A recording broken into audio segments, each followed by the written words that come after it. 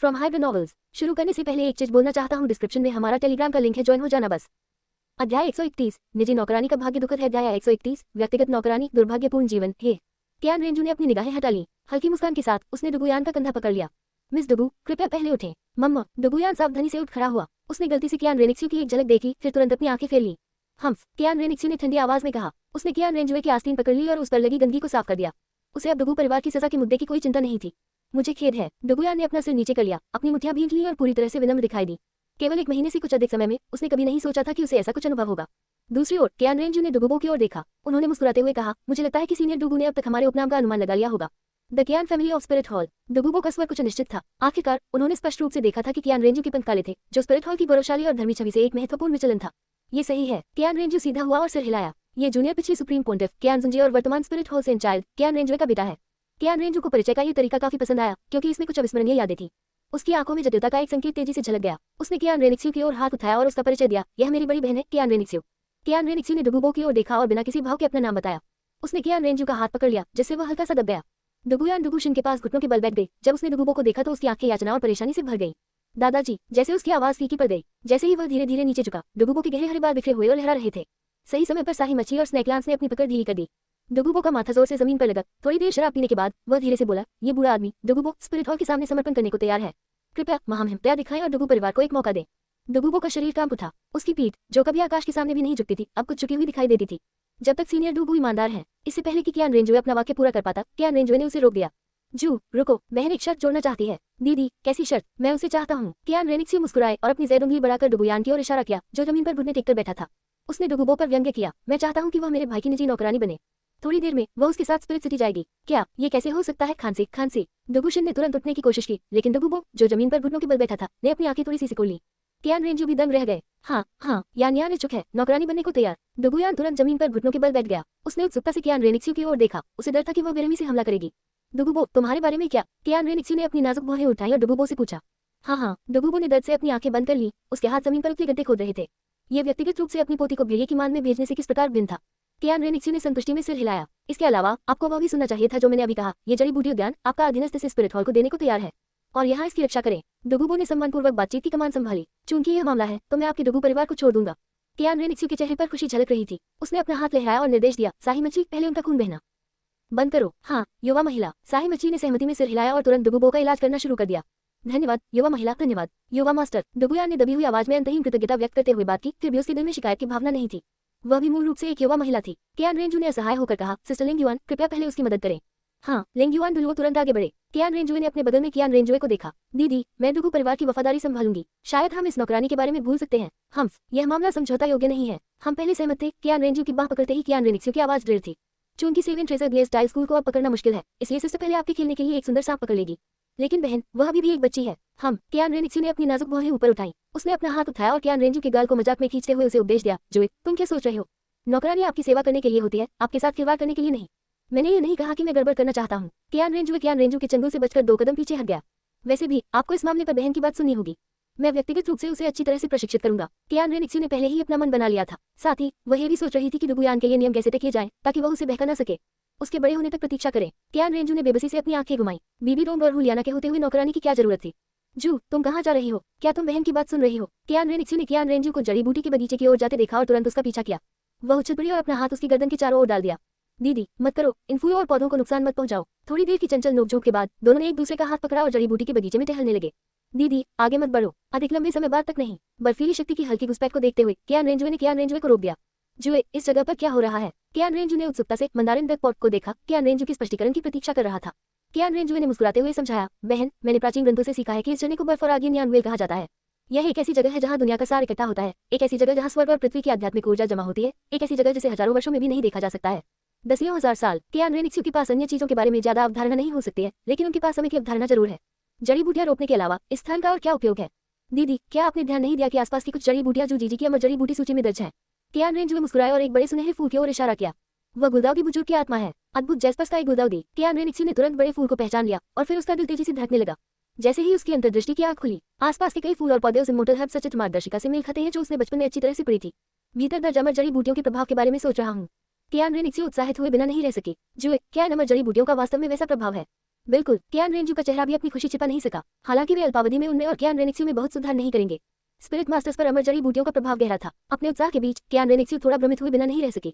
तो डुगू परिवार कैसे हुआ? बहन, अगर हमने सचित्र मार्गदर्शिका न देखी होती तो शायद हम उन्हें पहचान नहीं पाते। तो यह ऐसा ही है। कियान रेनिक्सियो मुस्कुराया, मजाक करने से खुद को रोक नहीं पाया। डुगू बॉय खजाने की पहाड़ की रखवाली कर रहा है, तभी इससे अनजान है। ये वास्तव में कुछ हद तक हास्यास्पद है। डुगू परिवार को भी अकथनीय कठिनाइयां हैं। कियान रेंजू ने अपना सिर हिलाया। उनकी आत्मा में खामियां और अमर जड़ी बूटियां न मिलने के कारण उनका भाग्य वास्तव में दुर्भाग्यशाली था। सभी को सुखी जीवन की शुभकामनाएं। अध्याय 132 माया बहन। दुर्लभ खजाना। अध्याय 132 माया बहन। दुर्लभ सार। जब कियान रेंजू और कियान रेनिक्सू जड़ी बूटियों के बगीचे में टहल रहे थे, अचानक उनके पीछे से एक दर्दनाक चीख आई। साथ ही डुगुबो और उनकी पोती की चिंतित पुकार भी सुनाई दी।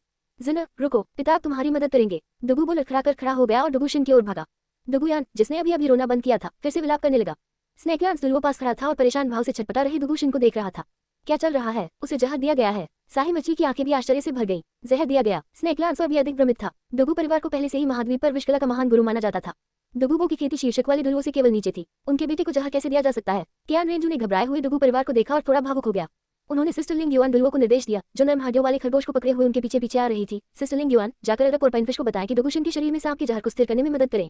हाँ महाराज। लिंग युआन रुका, थोड़ा झुका और जल्दी से कियान रेंजुए का आदेश बताने के लिए वापस लौटा। जुए, कौन सा सांप का जहर? कियान रेनिक्सी ने कियान रेंजू की बांह पकड़ रखी थी। उसका खूबसूरत चेहरा भ्रम से भर गया। कियान रेंजू मुस्कुराया और समझाया, बहन, डुगू परिवार की जेड फॉस्फोरस स्नेक स्पिरिट में एक दोष है। इसके भीतर का सांप का जहर धीरे धीरे स्पिरिट मास्टर के शरीर को नष्ट कर देता है। क्या ऐसी भी कोई बात है? कियान रेनिक्सी की अभिव्यक्ति थोड़ी बदल गई। उसकी खूबसूरत फीनिक्स आंखें आश्चर्य से भर गई। फिर उसने तुरंत अपनी नजर डुगुबो पर जमा दी। उसकी खूबसूरत आंखों में संदेह का संकेत था और उसने पूछने के लिए अपने चेहरे होंठ खोले, लेकिन तुरंत खुद को रोक लिया। जो उससे झूठ नहीं बोलेगी। अचानक कियान रेनिक्सी को डुगुबो के बालों के रंग में बदलाव की याद आई। टैंगसेन से मिलने के बाद ये गहरे हरे से काले रंग में बदल गया। क्या यही उनकी मिलीभगत का कारण था? टैंगसेन ने डुगू परिवार की आत्मा की खामी को हल किया। तो फिर इन अमर जड़ी बूटियों का क्या होगा? कियान रेनिक्सी ने इन बिंदुओं को जोड़ा और तुरंत पूरी कहानी समझ गई। उसके तेजस्वी चेहरे पर एक ठंडी मुस्कान दिखाई दी और उसने अपनी मुठ्ठियां भींच लीं। इनमें से कोई भी तानसान के लिए नहीं होगा। इतना ही नहीं, उसका नौकर भी अधिक दिनों तक जीवित नहीं रह पाता।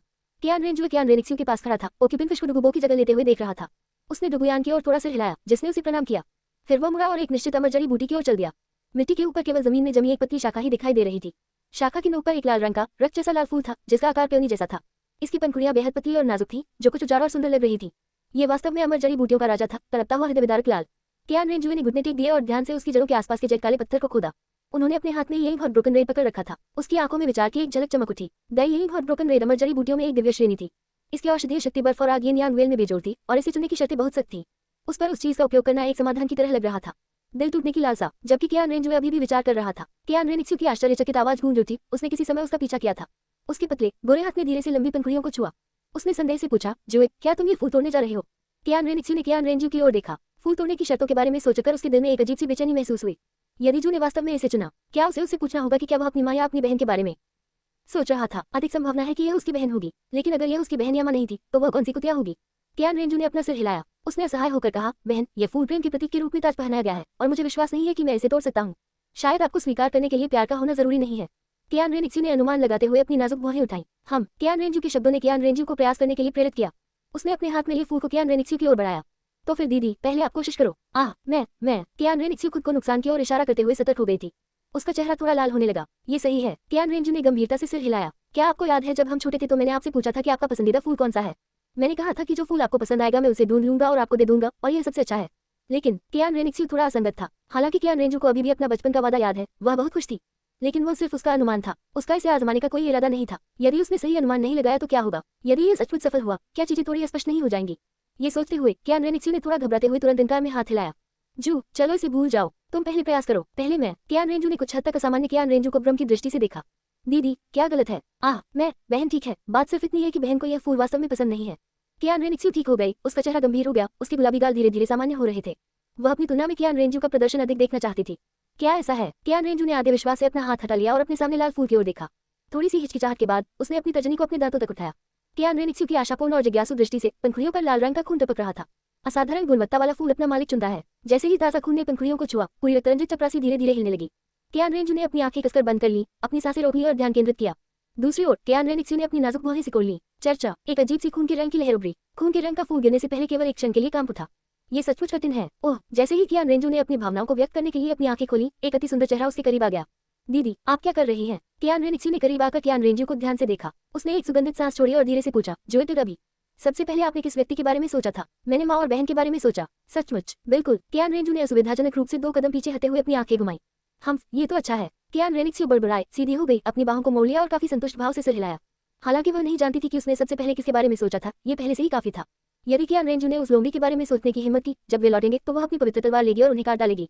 कियान रेंजू बेबसी से मुस्कुराया। वह हुलीना के प्रति कियान रेनिक्सियो की सावधानी का कुछ हद तक अनुमान लगा सकता था। उन्होंने इससे अधिक कुछ नहीं कहा। चूंकि उसे मान्यता नहीं मिल सकी, इसलिए वह केवल कुछ उपकरणों का ही उपयोग कर सका। कियान रेंजू के हाथ में एक छोटी हरी बोतल दिखाई दी। उसने धीरे धीरे इसे आरिंग हॉट ब्रोकन रेड और क्रिस्टल स्पष्ट पन्ना जैसी तरल बूंदों की ओर झुकाया। वे लाल रंग की पंखुड़ियों पर टपक पड़े। दुर्लभ सार कियान रेंजुए ने बिस्तर के नीचे लिंग युआन की खोज की।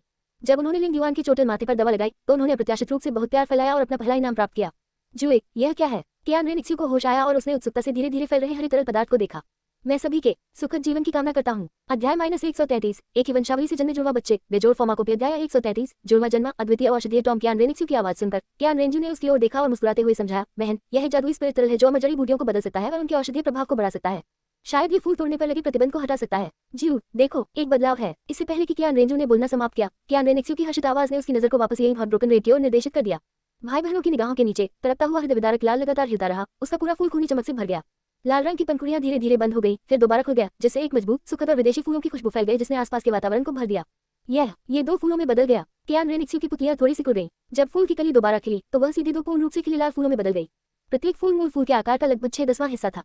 कियान रेंजू भी दंग रह गए। हालांकि उनके अचंभित होने का कारण अधिकतर व्यवस्था ही थी। यह एक अप्रत्याशित सुखद आश्चर्य था जिसकी उसने कभी कल्पना भी नहीं की थी। बधाई हो मेजबान, पहली बार सफलतापूर्वक महान प्रेम फैलाने के लिए। लक्ष्य, यही हॉट ब्रोकन रेड, इनाम प्राप्त, अद्वितीय औषधीय टॉम, केयरलेस मेडिसिनल टॉम। इसमें विभिन्न औषधीय जड़ी बूटियों और अमृत को परिष्कृत करने के तरीकों के रिकॉर्ड शामिल हैं। जुए, क्या गलत है? कियान रेनिक्सियो ने चकित कियान रेंजू की ओर देखा और उसके चेहरे को छूने के लिए अपना हाथ उठाया। आह बहन, मैं ठीक हूँ। कियान रेंजू ने ध्यान आकर्षित किया और मुस्कुराहट के साथ अपना सिर हिलाते हुए अब धुंधले हो चुके हॉट ब्रोकन रेड को देखा।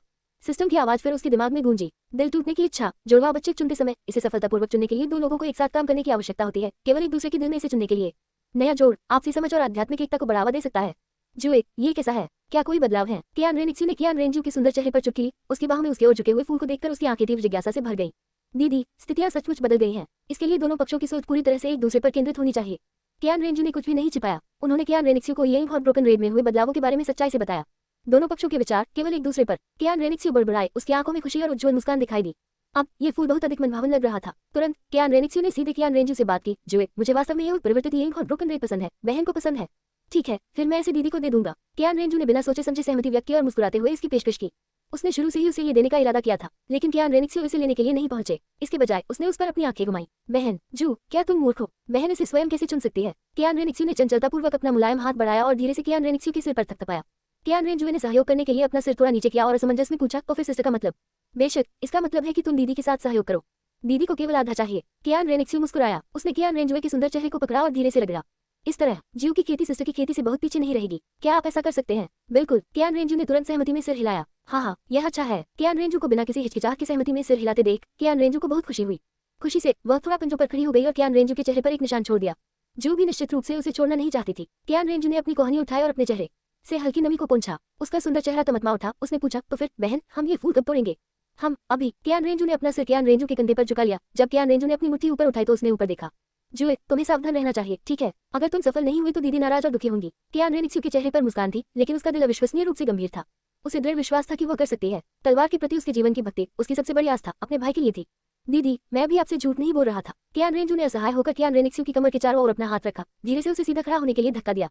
ये सर्वोत्तम के लिए है। कियान रेनिक्सियो धीरे से मुस्कुराए। वह जानती थी कि कियान रेंजू उस समय की बात कर रहा था जब उसने ये हॉट ब्रोकन रेड को उसके मालिक के रूप में मान्यता दी थी। कियान रेंजू को अपने आलिंगन में जकड़ते हुए छोड़ना न चाहते हुए उसने धीरे से कहा, चलो इस तरह से शुरुआत करें। इससे कोई बाधा नहीं आएगी, ठीक है? कियान रेंजू ने थोड़ा सिर हिलाया। जैसे ही वो कियान रेनिक्सियो को रिहा करने वाला था, उसने उसके हाथ से ये हॉट ब्रोकन रेड ले लिया। मुझे पकड़ो, कियान रेनिक्सियो ने धीमी आवाज में आदेश दिया। कियान रेंजू ने बेबसी से अपनी आंखें घुमाई, आज्ञाकारी ढंग से उसकी पतली कमर को गले लगा लिया। कियान रेनिक्सियो ने अपनी आंखें सिकोड़ ली। इस तरह ये कियान रेंजू को अन्य बुरी महिलाओं से विचलित होने से भी रोकेगा। अन्यथा यदि वे सचमुच सफल नहीं हुए तो वह बहुत दुखी होंगी। मानो टेलीपैथी द्वारा दोनों ने एक साथ अपनी तर्जनी को अपने दांतों के बीच रखा और धीरे से काटकर लाल रंग का खून निकाला।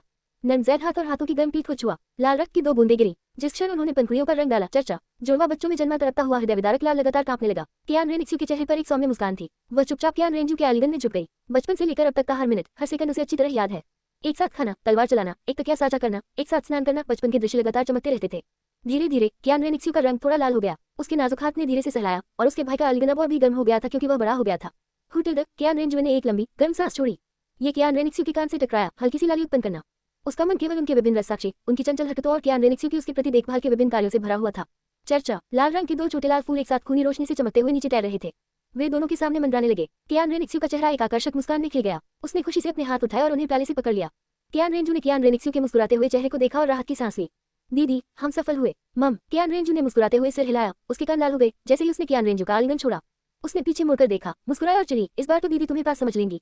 मैं अभी बहन को चिकोटी काटने के लिए आपके खिलाफ शिकायत नहीं रखूंगा। ओह धन्यवाद बहन। कियान रेंजू अजीब तरह से मुस्कुराया। वह भी अपने विचारों में कुछ ज्यादा ही डूबा हुआ था और उसने वास्तव में उसे कुछ ज्यादा ही कसकर गले लगा लिया था। ओह ठीक है बहन, अभी ये फूल मत खाना, पहले मुझे इसका अध्ययन करने दो। उस औषधीय ग्रंथ को याद करते हुए जिसे सिस्टम ने अभी उसे पुरस्कृत किया था, कियान रेंजू उसे याद दिलाने के अलावा कुछ नहीं कर सकी। भले ही औषधीय पुस्तक में ये हॉट ब्रोकन रेड का नुस्खा नहीं था, फिर भी स्पीड प्लान का क्रिस्टल ब्लड ड्रैगन जिनसेंग उपलब्ध था।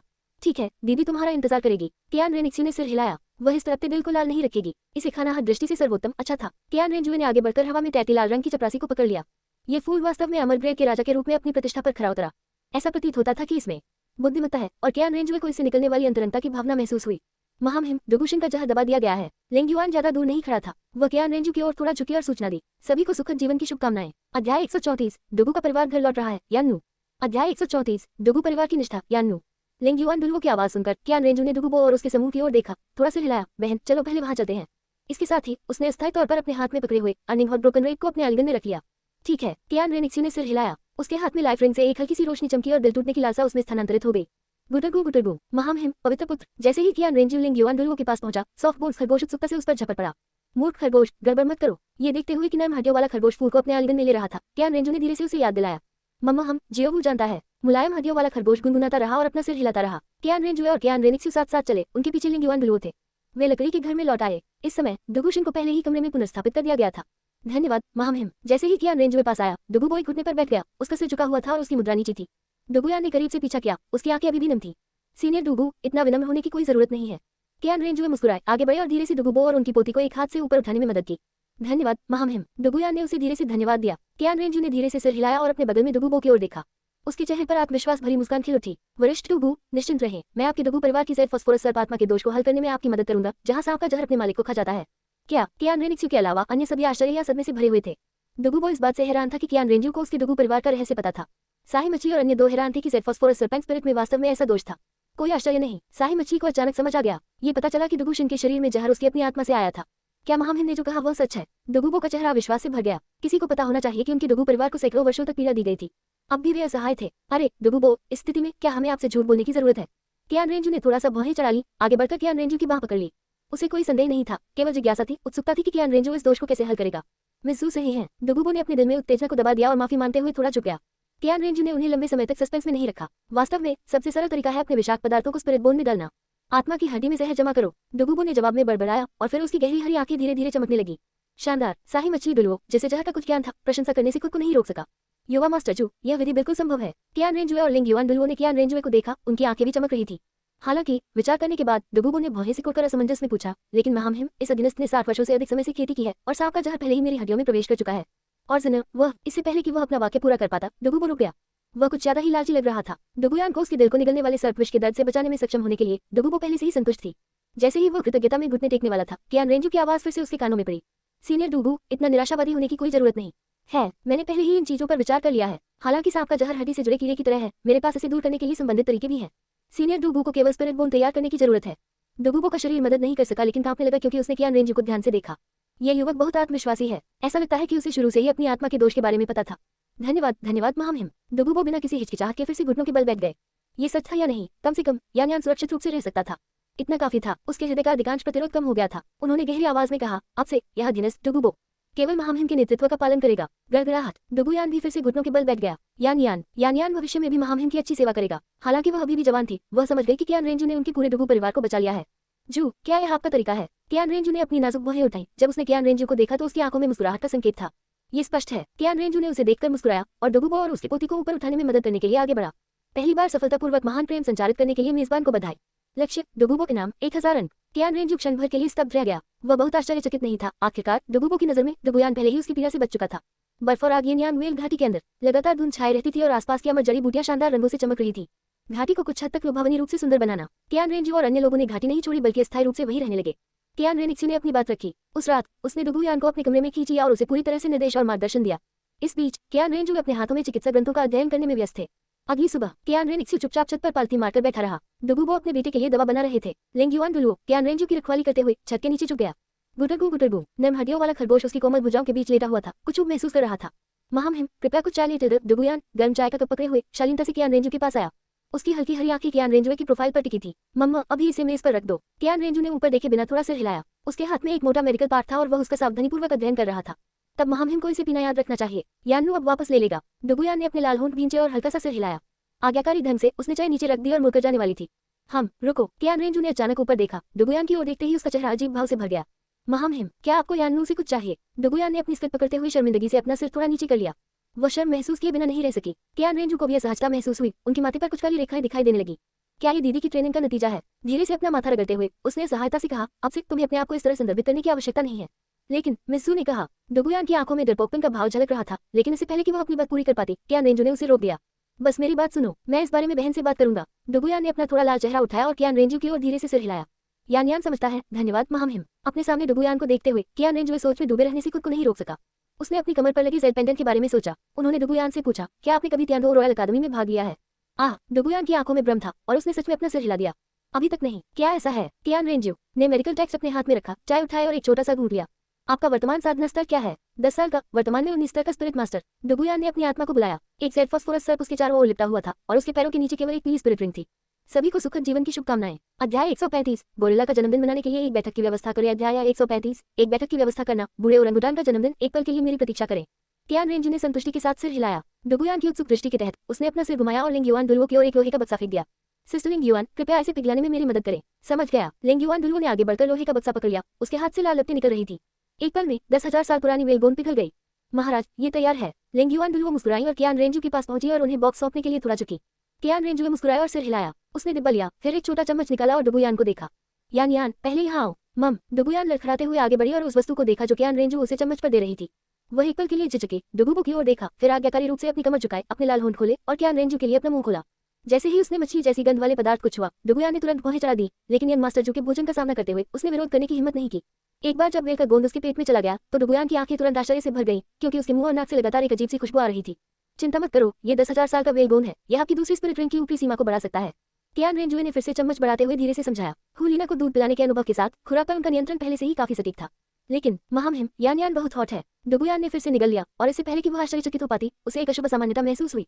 उसका पूरा शरीर तप रहा था, उसका सुंदर चेहरा लाल हो गया था और उसकी आंखों में पानी चमक रहा था। यह एक सामान्य घटना है। कियान रेंजू ने अपनी भौहें सिकोड़ ली, अपना हाथ उठाया और डुगुयान के गाल को धीरे से एक ठंडे स्पर्श से सहलाया। उसने धीरे से उसकी टुटी पर चुटकी ली और एक चम्मच और दे दिया। डुगुयान ने अपने शरीर को झुकाया, गर्म हवा छोड़ने से खुद को नहीं रोक सकी। अपने सुंदर चेहरे को कियान रेंजू की हथेली पर रगड़ते हुए बुदबुदाया, महामहिम यान वास्तव में असहज है। सिस्टर लिंगयुआन आपको बर्फ के झरने की ओर ले जाएगी। यदि आप गर्म हैं तो वसंत की आग की ओर बढ़े और इसे बचाने के लिए अपनी आध्यात्मिक शक्ति का संचार करें, समझे? कियान रेंजू ने ठंडी हवा के उत्पादन को थोड़ा बढ़ा दिया। डुगुयान ने अपने गुलाबी होंठों को काटा, ठंडे स्पर्श ने उसे सहज महसूस कराया। यान समझता है। कियान रेंजू ने थोड़ा सिर हिलाया और लिंगयुआन डुलुओ को निर्देश दिया, सिस्टर लिंगयुआन उसे अपने पास ले लो। जब वह इसे आत्मसात कर ले तो उसे समय पर वापस ले आओ। हाँ। लिंगयुआन ने सिर हिलाया। उसने तुरंत डुगुयान के जलते हुए शरीर को उठाया और बर्फ के झरने की ओर बह गई। नम हड्डियों वाला खरगोश उचित समय पर मेज पर कूद गया। उसने धीरे से कियान रेंजू को पुकारा, अपनी कोमल खरगोश की जीभ बाहर निकाली और उसकी हथेली को चाटा। डुगुबो ने यहाँ जो कुछ भी हुआ उसे ध्यान में रखा, उसकी आंखें चिंता से भर गईं। स्विश। स्प्रिंगाई की हलचल को देखते हुए कियान रेनिक्सू, जो छत पर खेती कर रहा था, अचानक नीचे कूद गया और मेज के पास बैठ गया। उसने अपना मुस्कुराता हुआ सुंदर चेहरा ऊपर उठाते हुए कहा, जू ऐसा लगता है कि आप इस नौकरानी से काफी संतुष्ट हैं। दीदी आपने उसे वास्तव में क्या सिखाया? नौकरानी गुलाम नहीं होती। क्या तुम्हारी बहन उसे उसकी जगह समझाने की कोशिश नहीं कर रही है? कियान रेनिक्सू ने कियान रेंजू पर अपनी आंखें घुमाई। उसने कियान रेंजू के सामने चाय उठाई, एक घूंट लिया और मुस्कुराते हुए कहा, वैसे भी जो चिंता मत करो, तुम्हारी बहन तुम्हारे भले के लिए ऐसा कर रही है। बेशक मैं ये जानता हूँ। कियान रेंजू ने कप उठाया और कियान रेंजू ने उसे थमाया और अपना गला साफ किया। उसने अपना मुंह खोला, बोलना चाहता था लेकिन झिझक रहा था। कियान रेनिक्सू की आंखों में भ्रम का भाव झलक रहा था। वह थोड़ा ऊपर उठी, मेज पर झुक गई और धीरे से कियान रेंजू की ओर झुकी, उसकी आंखों में ध्यान से देखने लगी। उसने धीरे से कहा, क्या जो के मन में कुछ ऐसा है जो वह अपनी बहन को नहीं बता सकता? बिल्कुल नहीं। कियान रेंजू ने अपना सिर हिलाया और अपनी कमर से खून के रंग का जेड पेंडेंट मेज पर रख दिया। कियान रेनिक्सू की मुस्कान थोड़ी कम हो गई, उसकी फीनिक्स आंखें सिकुड़ गई। दीदी क्या आपने 9 हॉट बेगोनिया ये फैमिली के मामले पर गौर किया है? कियान रेंजू ने ऊपर देखते हुए पूछा। बेशक मेरे पास है, आखिरकार वह मेरी भाभी बन सकती है। कियान रेनिक्सू वापस बैठ गई और सिर हिलाया। दीदी वह मामला अभी भी हवा में है। कियान रेंजू ने अपनी आंखें घुमाई। वह थोड़ा निश्चित था कि कियान डाउलियो द्वारा आयोजित मौखिक जुड़ाव को कैसे संभालना है। पफुत। कियान रेनिक्सू हंसे बिना नहीं रह सकी। उसने मुस्कुराते हुए पूछा, फिर जू ने अचानक ये बात क्यों उठाई? कियान रेंजू ने एक पल के लिए सोचा, जेड पेंडेंट को अपनी कमर पर फिर से लटकाया और समझा, मैं पहले उससे मिलना चाहता हूँ, इसलिए मैं उम्मीद कर रहा था कि बहन इसकी व्यवस्था करने में मदद कर सकती है। कोई बात नहीं, बहन इसका अच्छे से इंतजाम कर देगी। कियान रेनिक्सू तुरंत सहमत हो गया। धन्यवाद बहन। क्या आपको अपनी बहन के साथ इतना विनम्र होने की जरूरत है? जब तक जू यही चाहती है, आपकी बहन स्वाभाविक रूप से ऐसा करेगी। कियान रेनिक्सी ने मीठी मुस्कान देते हुए अपनी टूटी को आगे बढ़ाया। अगर यह सिर्फ एक मुलाकात है, तो जब तक मैं जू को उससे मिलने देता हूँ, यह मायने रखता है ना? यह मेरा वचन नहीं तोड़ रहा है ना? ठीक है, चलो अब इस बारे में बात नहीं करते। अपना मन बना लेने के बाद कियान रेनिक्सी ने मेज को हल्की से थपथपाया और अपने नाजुक शरीर को सीधा किया। मुझे बताओ, तुम स्पिरिट रिंगों का शिकार करने की कब योजना बना रहे हो? यह अभी संभव नहीं हो सकता है। एक बार जब स्नेकलांस मेरी जरूरत की दवा की कड़ाई वापस खरीद लेगा तो मुझे पता चल जाएगा। कियान रेंजुए ने धीरे से अपना सिर हिलाया। अधीरता का कोई संकेत नहीं था, इसके बजाय उसके सुंदर चेहरे पर कहीं अधिक मुस्कुराहट थी। पीएलएस मेडिसिन कोडेक्स उसकी कल्पना से कहीं अधिक शक्तिशाली था। हालांकि इसमें यही बहुत ब्रोकन रेड को परिष्कृत करने के लिए कोई गोली फॉर्मूला शामिल नहीं था, लेकिन इसमें अन्य सभी अमर जड़ी बूटियां शामिल थी। शायद न केवल वह आइस फायर बॉडी टेम्परिंग से गुजर सकता था और अपनी मानसिक शक्ति में सुधार कर सकता था, बल्कि कियान रेनिक्सी भी ऐसा कर सकता था। इसके अतिरिक्त उन्होंने एक प्रकार की गोली की भी खोज की जो उनकी आत्मा के अंधेरे पक्ष की शक्ति से क्षुरित होने के लक्षणों को कम कर सकती है। यह उसकी आत्मा के कब्जे को दूर करने के बाद उसे एक सामान्य व्यक्ति से अलग नहीं होने देगा। हालांकि कियान रेंजुए ने पहले कभी भी गोलियां परिष्कृत नहीं की थी, इसलिए शुरुआती चरण में इसमें काफी समय लग सकता है। तो फिर थोड़ी देर और इंतजार करते हैं। कियान रेनिक्सी के चेहरे पर मुस्कान थी। वह स्वाभाविक रूप से खुश थी कि कियान रेंजू कुछ और दिनों तक उसके पास रह सकता है। वैसे बहन, आपने बड़ी शाही मछली को क्या करने के लिए भेजा था? कियान रेंजुए ने किताब कियान रेंजुए को सौंपी। बहन ने उसे स्ट्रेंथ कबीले पर नजर रखने के लिए भेजा था। उस बूढ़े और गुडान का एक बड़ा जन्मदिन है। कियान रेनिक्सी के चेहरे पर एक सौम्य मुस्कान थी। उसका नाजुक हाथ मोटे तौर पर पीएलएस मेडिसिन कोडेक्स को पलट रहा था, लेकिन उसका दिल हत्या के इरादे से भरा हुआ था। बहन उन्हें एक शानदार उपहार देना चाहती है। भव्य उपहार। कियान रेंजू की आंखों में आश्चर्य दिखा। कियान रेनिक्सी को समझते हुए वह निश्चित रूप से विश्वास नहीं करेगा कि यह कोई भव्य उपहार था। यह शायद उनके लिए एक खूनी आपदा थी, लेकिन बहन अचानक स्ट्रेंथ कबीले को निशाना बनाकर जवाबी कार्रवाई क्यों कर रही थी? क्या ऐसा हो सकता है कि घटना का यह हिस्सा पहले से मौजूद हो? हाँ, एक भव्य उपहार। कियान रेंजू ने मुस्कुराया और सिर हिलाया। कियान रेंजू की दोबारा पूछने का इंतजार नहीं किया। घाटी के ऊपर चट्टान पर जहरीली धुंध छाने लगी। डुगुबो और लिंग युआन तुरंत सतर्क हो गए, फिर शांत हो गए। जो व्यक्ति आया था वो कोई और नहीं बल्कि स्नेकलांस दुलुओ था, जो कल कड़ाही खरीदने के लिए निकला था। यंग मास्टर जू, आपके अधीनस्थ ने पहले ही विभिन्न मॉडलों की कुछ कड़ाही वापस खरीद ली है। स्नेकलांस दुलुओ कियान रेंजू के सामने आया और सम्मानपूर्वक उसके हाथ में स्पिरिट टूल पेश किया। मम, धन्यवाद एल्डर स्नेकलांस। कियान रेंजुए खड़े हुए और स्पिरिट टूल ले लिया। उसके चेहरे पर मुस्कान थी। वह बोलियों को परिष्कृत करना शुरू करने की कोशिश कर सकता था। सभी को सुखी जीवन की शुभकामनाएं। अध्याय 136 व्यावहारिक कीमिया। पलक झपकते ही 10 दिन। अध्याय 136 व्यावहारिक कीमिया। एक झटके में 10 दिन। अगले दिन सुबह जल्दी। कियान रेंजू ने अब पीएलएस मेडिसिन टॉम के माध्यम से फ्लिप नहीं किया, बल्कि सीधे व्यावहारिक संचालन शुरू किया। पहली गोली जिसे उन्होंने परिष्कृत करने का प्रयास किया वह विषण गोली थी। न केवल इसमें कई सामग्रियां थी जो इसे अभ्यास के लिए उपयुक्त बनाती थी, बल्कि डुगुशिन को भी इस समय इस गोली की तत्काल आवश्यकता थी। उसके शरीर में सांप का जहर पहले ही उसके आंतरिक अंगों को खराब कर चुका था।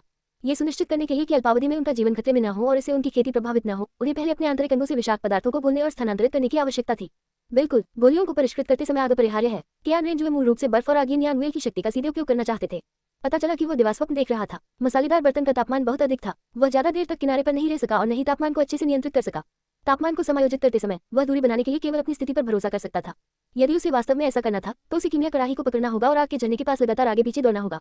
इसके बारे में सोचने मात्र से बेहद हास्यास्पद लगा। हालांकि सौभाग्य से कियान रेनिक्सी और लिंग युआन दुलुओ दोनों के पास उत्कृष्ट अग्नि विशेषता शक्ति थी। वे गोली के बर्तन के नीचे भट्टियां बन गईं। शिफ्टों में काम करना। प्रारंभ में उनकी आध्यात्मिक शक्ति का उत्पादन पूरी तरह से कियान रेंजू के मौखिक आदेशों द्वारा नियंत्रित किया गया था, लेकिन लौ का तापमान अभी भी बहुत सटीक नहीं था। कियान रेंजुए ने और सुधार किए। उन्होंने दोनों महिलाओं से निरंतर उत्पादन मूल्य बनाए रखने को कहा और वह तापमान नियंत्रण संभालेंगे। 6 पंखों वाली गिरी हुई परी की दुष्शीतन शक्ति, यह उनकी लपटों के तापमान का प्रतिकार करने के लिए पर्याप्त था और कियान रेंजू ने अपने स्वयं के आउटपुट को समायोजित करके तापमान को नियंत्रित किया। संचालन के इस सेट के बाद कियान रेनिक्सी ने पाया कि वह कीमिया के काम के लिए अधिक उपयुक्त थी और उसने पहले ही चिकित्सा विषय का अध्ययन करना शुरू कर दिया था। अंत में लगभग 10 प्रयासों के बाद कियान रेंजुए ने 5 विषण गोलियों को सफलतापूर्वक परिष्कृत किया। डुगुबो और पोर्पाइन फिश दुलुओ द्वारा निरीक्षण और स्वाद परीक्षण के बाद उन्हें उपयोग में लाया गया। महामहिम, आप लिंग युआन को ये क्यों नहीं सिखाते कि गोलियों को कैसे परिष्कृत किया जाए? इससे बहुत सारी परेशानी और थकावट से बचा जा सकेगा। लिंग युआन आगे की ओर झुकते हुए उसके बगल में घुटनों के बल बैठ गया। उसने कियान रेंजुए का पसीना पोंछा जो जमीन पर लेटी हुई थी। उसकी खूबसूरत आंखों में परेशानी का संकेत दिख रहा था। ठीक है, कियान रेंजू ने कमजोर ढंग से सिर हिलाया। उसकी मानसिक शक्ति और आध्यात्मिक शक्ति के निरंतर उत्पादन ने उसे पूरी तरह से थका दिया था। फिर धन्यवाद महामहिम। लिंग युआन मुस्कुराया। उसकी उंगली ने कियान रेंजू की गर्दन को हल्के से छुआ, धीरे से उसका कॉलर खींचकर खोल दिया।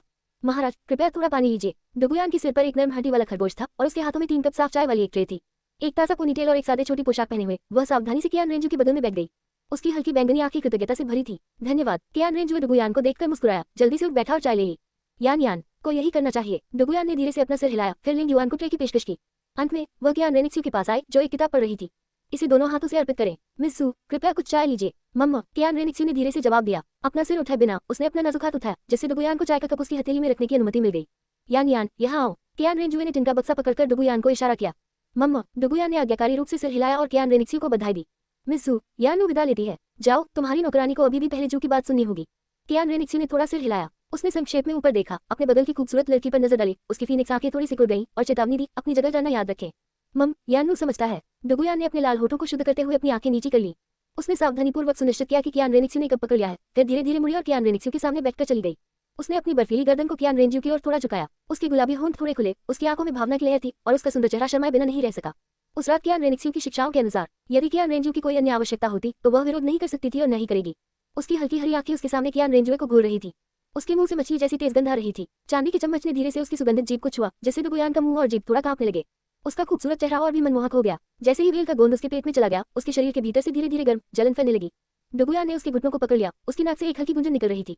खुराक को थोड़ा बढ़ाने के बाद कियान रेंजू ने उसे खाना खिलाना बंद कर दिया और धीरे से निर्देश दिया, पिछली बार की तरह बर्फ के झरने की तरफ जाएं। अगर आपको गर्मी लगे तो करीब आ जाएं। मम धन्यवाद महामहिम। ओह, डुगुयान ने तेजी से सिर हिलाया, फिर तेजी से खड़ा हुआ और अजीब तरीके से भाग गया। चीख चीख, नर्म हड्डियों वाला खरगोश लिंग युआन की बाहों में कूद गया। अचानक डुगु बहुत उत्साह से कमरे से बाहर भागा। उसका चेहरा खुशी से भर गया। स्पष्ट रूप से विशरल गोली ने काम करना शुरू कर दिया था। स्पिरिट सिटी में पलक झपकते ही कियान रेंजू को स्पिरिट सिटी छोड़े हुए लगभग 10 दिन हो गए थे। आतिल्दा वरिष्ठ भाई अभी तक क्यों नहीं लौटे? रात के बीच में एक कमरे के अंदर एक मेज पर बैठी हुई लीना शिकायत करने से खुद को नहीं रोक सकी। अपनी ठुड्डी को आगे बढ़ाते हुए उसने एक तुलिका पकड़ रखी थी। स्क्रॉल पर कियान रेंजू की आकृति थी और उसकी बाहों में एक छोटी लोमड़ी लेटी हुई थी। टॉप हुलीना का पार्श्व चेहरा पेंटिंग में कियान रेंजू के खिलाफ कसकर दबते हुए मेज पर गिर गया। वह बहुत ठंडा है। हुलीना ने अपनी संकीर्ण सुंदर आंखों से बगल में नीले चांदी के सम्राट की ओर देखते हुए कहा और निर्देश दिया, जियोकाओ मुझे दूध दो। स्विश, जैसे ही हुलीना के शब्द गिरे, उसके बगल में मौजूद ब्लू सिल्वर सम्राट ने तुरंत अपनी शाखाएं और पत्तियां बढ़ाई, पेस्ट्री को मेज पर लपेटा और उन्हें हुलीना के मुंह में डाल दिया। फिर उसने अपनी अन्य शाखाओं और पत्तियों से शांत करने वाला सौंप दिया। पेस्ट्री का एक टुकड़ा, दूध का एक घूंट। नाना, आप क्या कर रहे हैं? जबकि हुलीना शामचित को चूस रही थी और अपने वरिष्ठ भाई को याद कर रही थी, बीबी डोम की आवाज राजी और थकी हुई दोनों उसके कानों में सुनाई दी। आह अध्यापक, नाना कुछ नहीं कर रहे हैं। हुलीना तुरंत उठ खड़ी हुई और बीबी डोम की ओर देखने लगी, जिसने अभी अभी अपना काम पूरा किया था। यहाँ आओ और पहले शिक्षक को बदलाव में मदद करो। बीबी डोम ने मेज पर रखी पेंटिंग पर नजर डालते हुए धीरे से निर्देश दिया।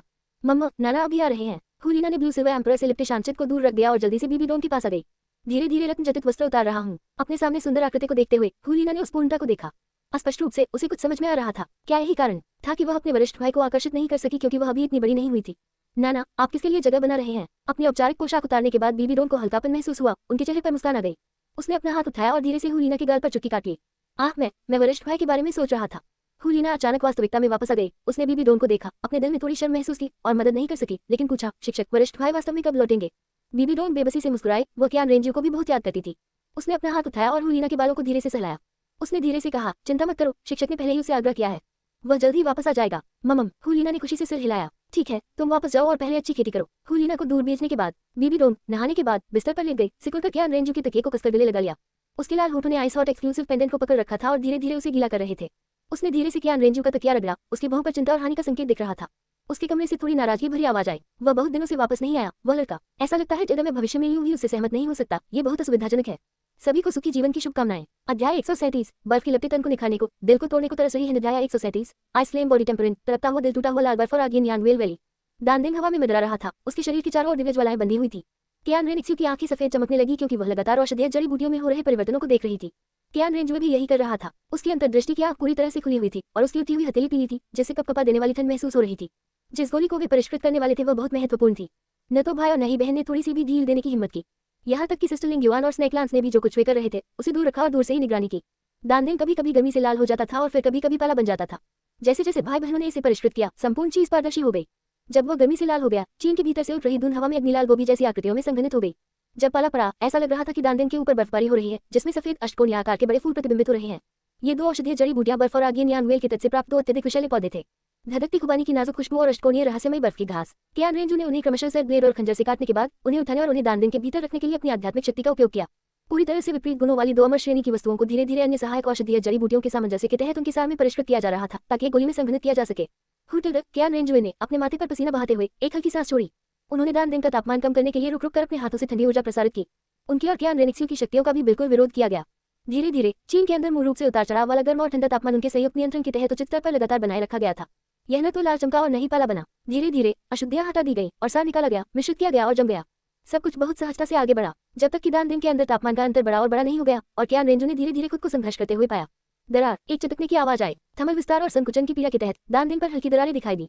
कश कश, अचानक कमरे के भीतर से एक के बाद एक धीमी आवाजें आने लगी।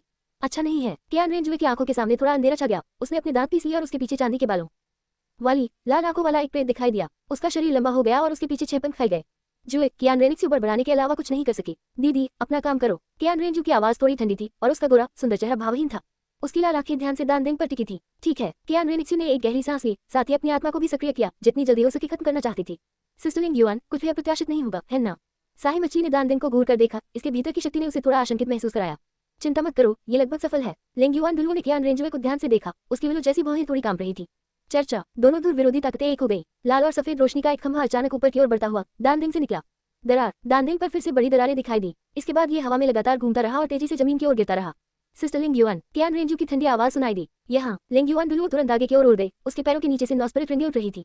विशाल लाल पंख हवा में फैले हुए हैं जो दानदिंग को सहारा दे रहे हैं और धीरे धीरे उसे जमीन पर गिरा रहे हैं। टकराना, बहन लिंग युआन ने धीरे से अपना नाजुक हाथ उठाया। दानदिंग उठा लिया गया और उसका शरीर शीघ्र ही चकनाचूर हो गया। लाल और नीली रोशनी की दो धाराएं बाहर निकली जिन्हें लिंग युआन दुलुओ ने अपने हाथों में पकड़ लिया। 4 गोलियां घूम गईं। उनमें से 2 गोलियां गहरे रंग की और टूटी हुई थी जो धीरे धीरे राख में बदल गई और नष्ट हो गई। महामहिम आइसफ्लेम बॉडी टेम्परिंग गोली सफल है। लिंग युआन दुलुओ ने कियान रेंजुए को देखा। उसके चेहरे पर मुस्कान थी। कियान रेंजू ने कुछ नहीं कहा, चुपचाप अपने 6 पंख पीछे कर लिए। उसकी लाल आंखें बैंगनी हो गई और उसके चांदी के बाल पीछे हट गए। वह अपनी जगह पर खड़ा रहा, सिर झुकाया, जोर जोर से सांसें ली। ऐसा लगता था कि उसे उस गोली को परिष्कृत करने की जरूरत थी जो उसकी आत्मा के दुष्प्रभावों को जल्द ही दबा दे। स्विश, एक सुनहरी बात की छवि गर्म हवा का झोंका लेकर आई। कियान रेनिक्सू पहले से ही कियान रेंजू के पास खड़ी थी। उसके माथे पर पसीना बह रहा था। उसकी आंखें चिंता से भरी हुई थी।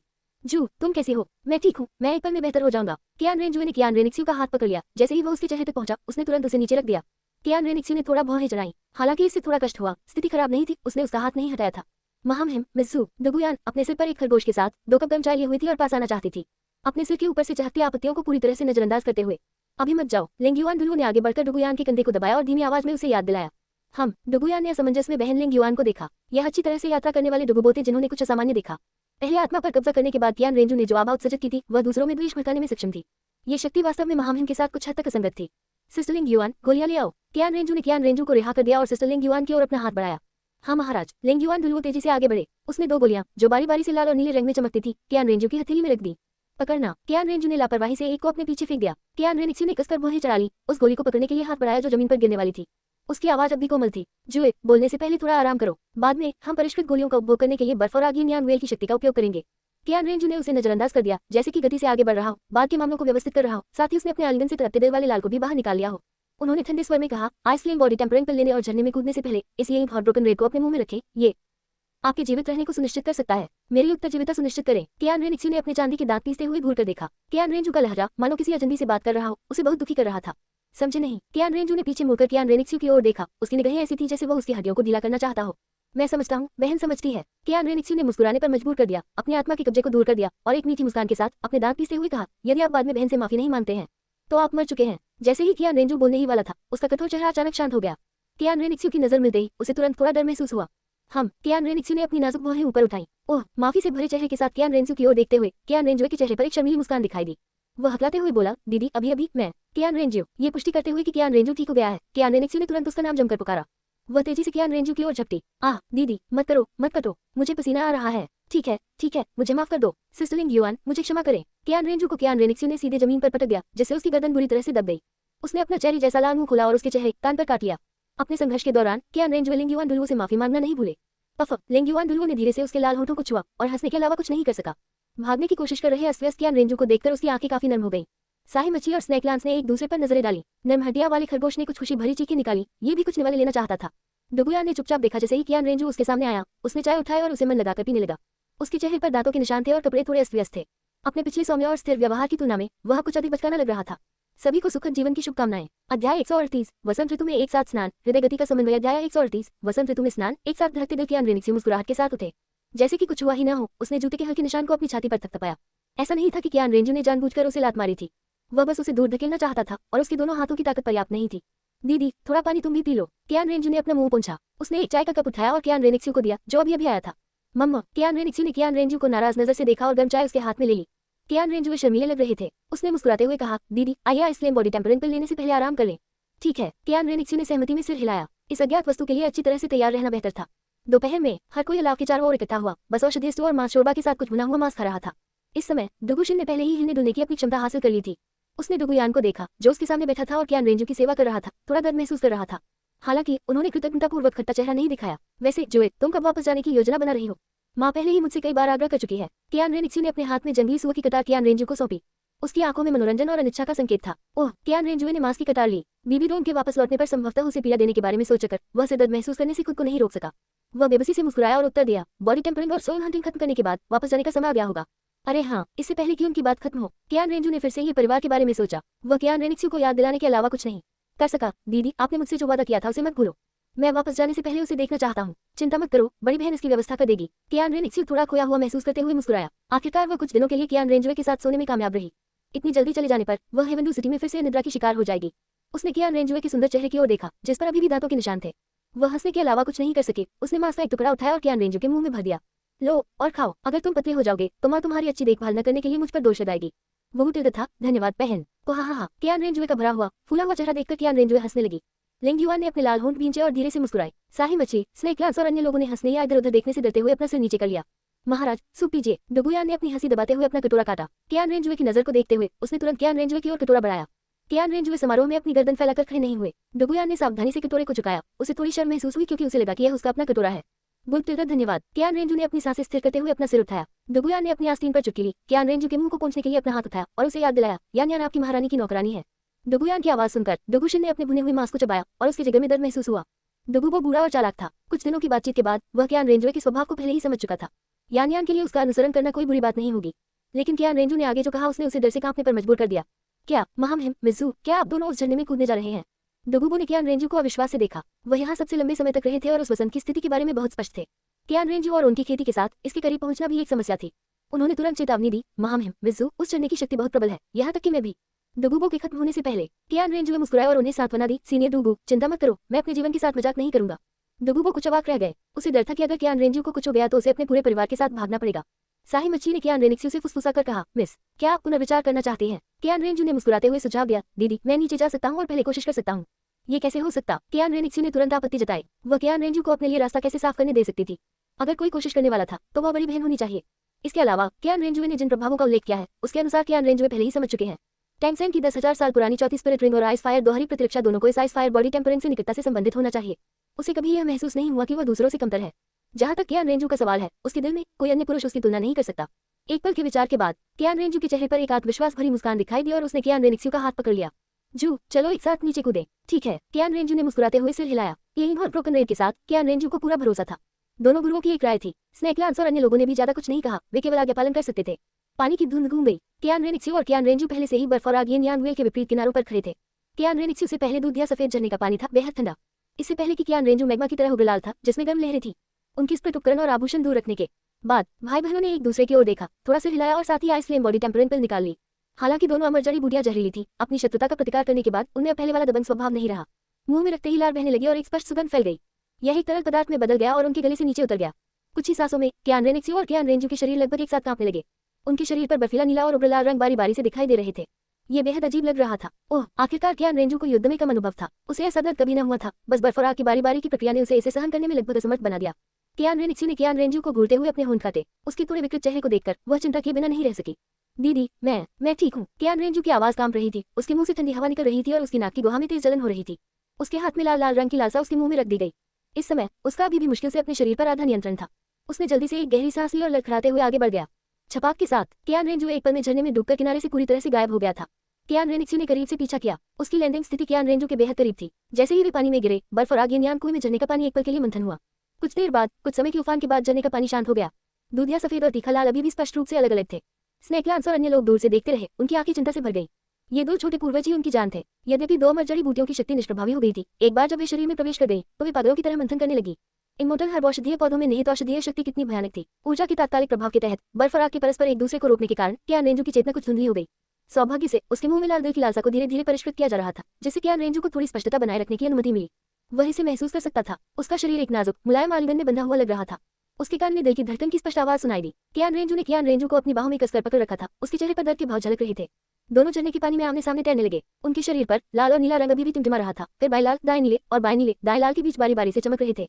दोनों सेनाएं लगातार बदलती रहीं। जब भी किसी हिंसक शक्ति द्वारा शरीर को गंभीर क्षति पहुंचाई जाती थी तो दूसरी शक्ति लगातार मांस की मरम्मत करती थी। ये बार बार दोहराया गया। खून खोलने लगा और लाल और नीली शक्तियां उनके पूरे शरीर में दौड़ने लगी। असाधारण याम्योत्तर और 8 जहाजों से गुजरते हुए अंत में हृदय में परिवर्तित हो गया। थम थम थम, अत्यधिक ठंडे यान स्प्रिंग और धधते यान स्प्रिंग के चौराहे पर कियान रेनिक्सियो और कियान रेंजू ने एक दूसरे को गले लगाया। उनके माथे छू रहे थे। जैसे जैसे दोनों ने धीरे धीरे आरिंग और ब्रोकन रेड को अवशोषित किया, उनके दिल की धड़कनें एक साथ होने लगी। यिन की ठंड और चिलचिलाती गर्मी आपस में जुड़ने लगी। ऐसा लग रहा था जैसे उनके शरीर पिघलकर नए आकार में आ गए हों।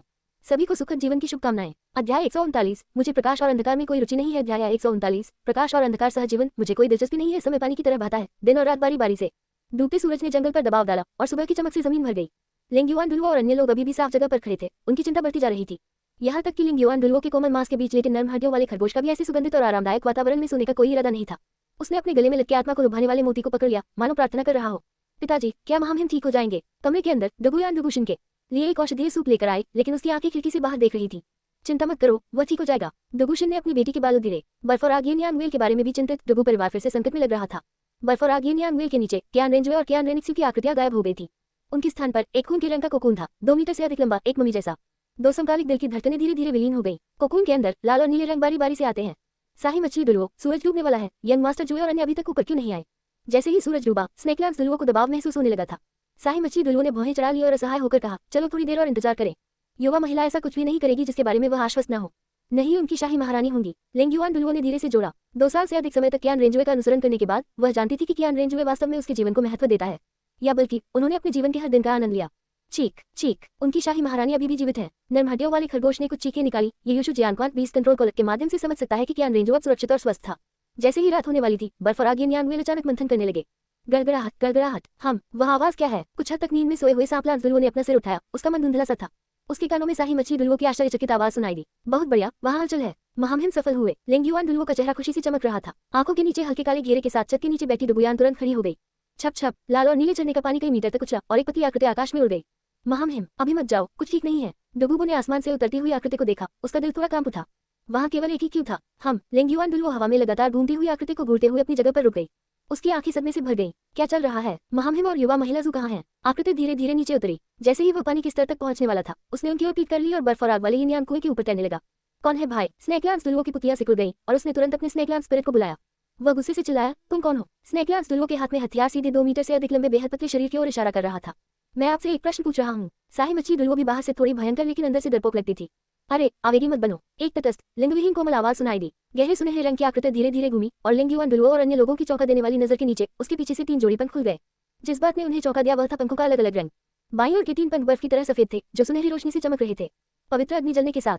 दाहिनी ओर के 3 पंख स्याही की तरह काले थे जो प्रकाश को निगल रहे थे। कपकपा देने वाली ठंडक से व्याप्त सुनहरे कवच ने उसके पतले शरीर को ढांक दिया और चांदी के बाल घुटनों तक लहरा रहे थे।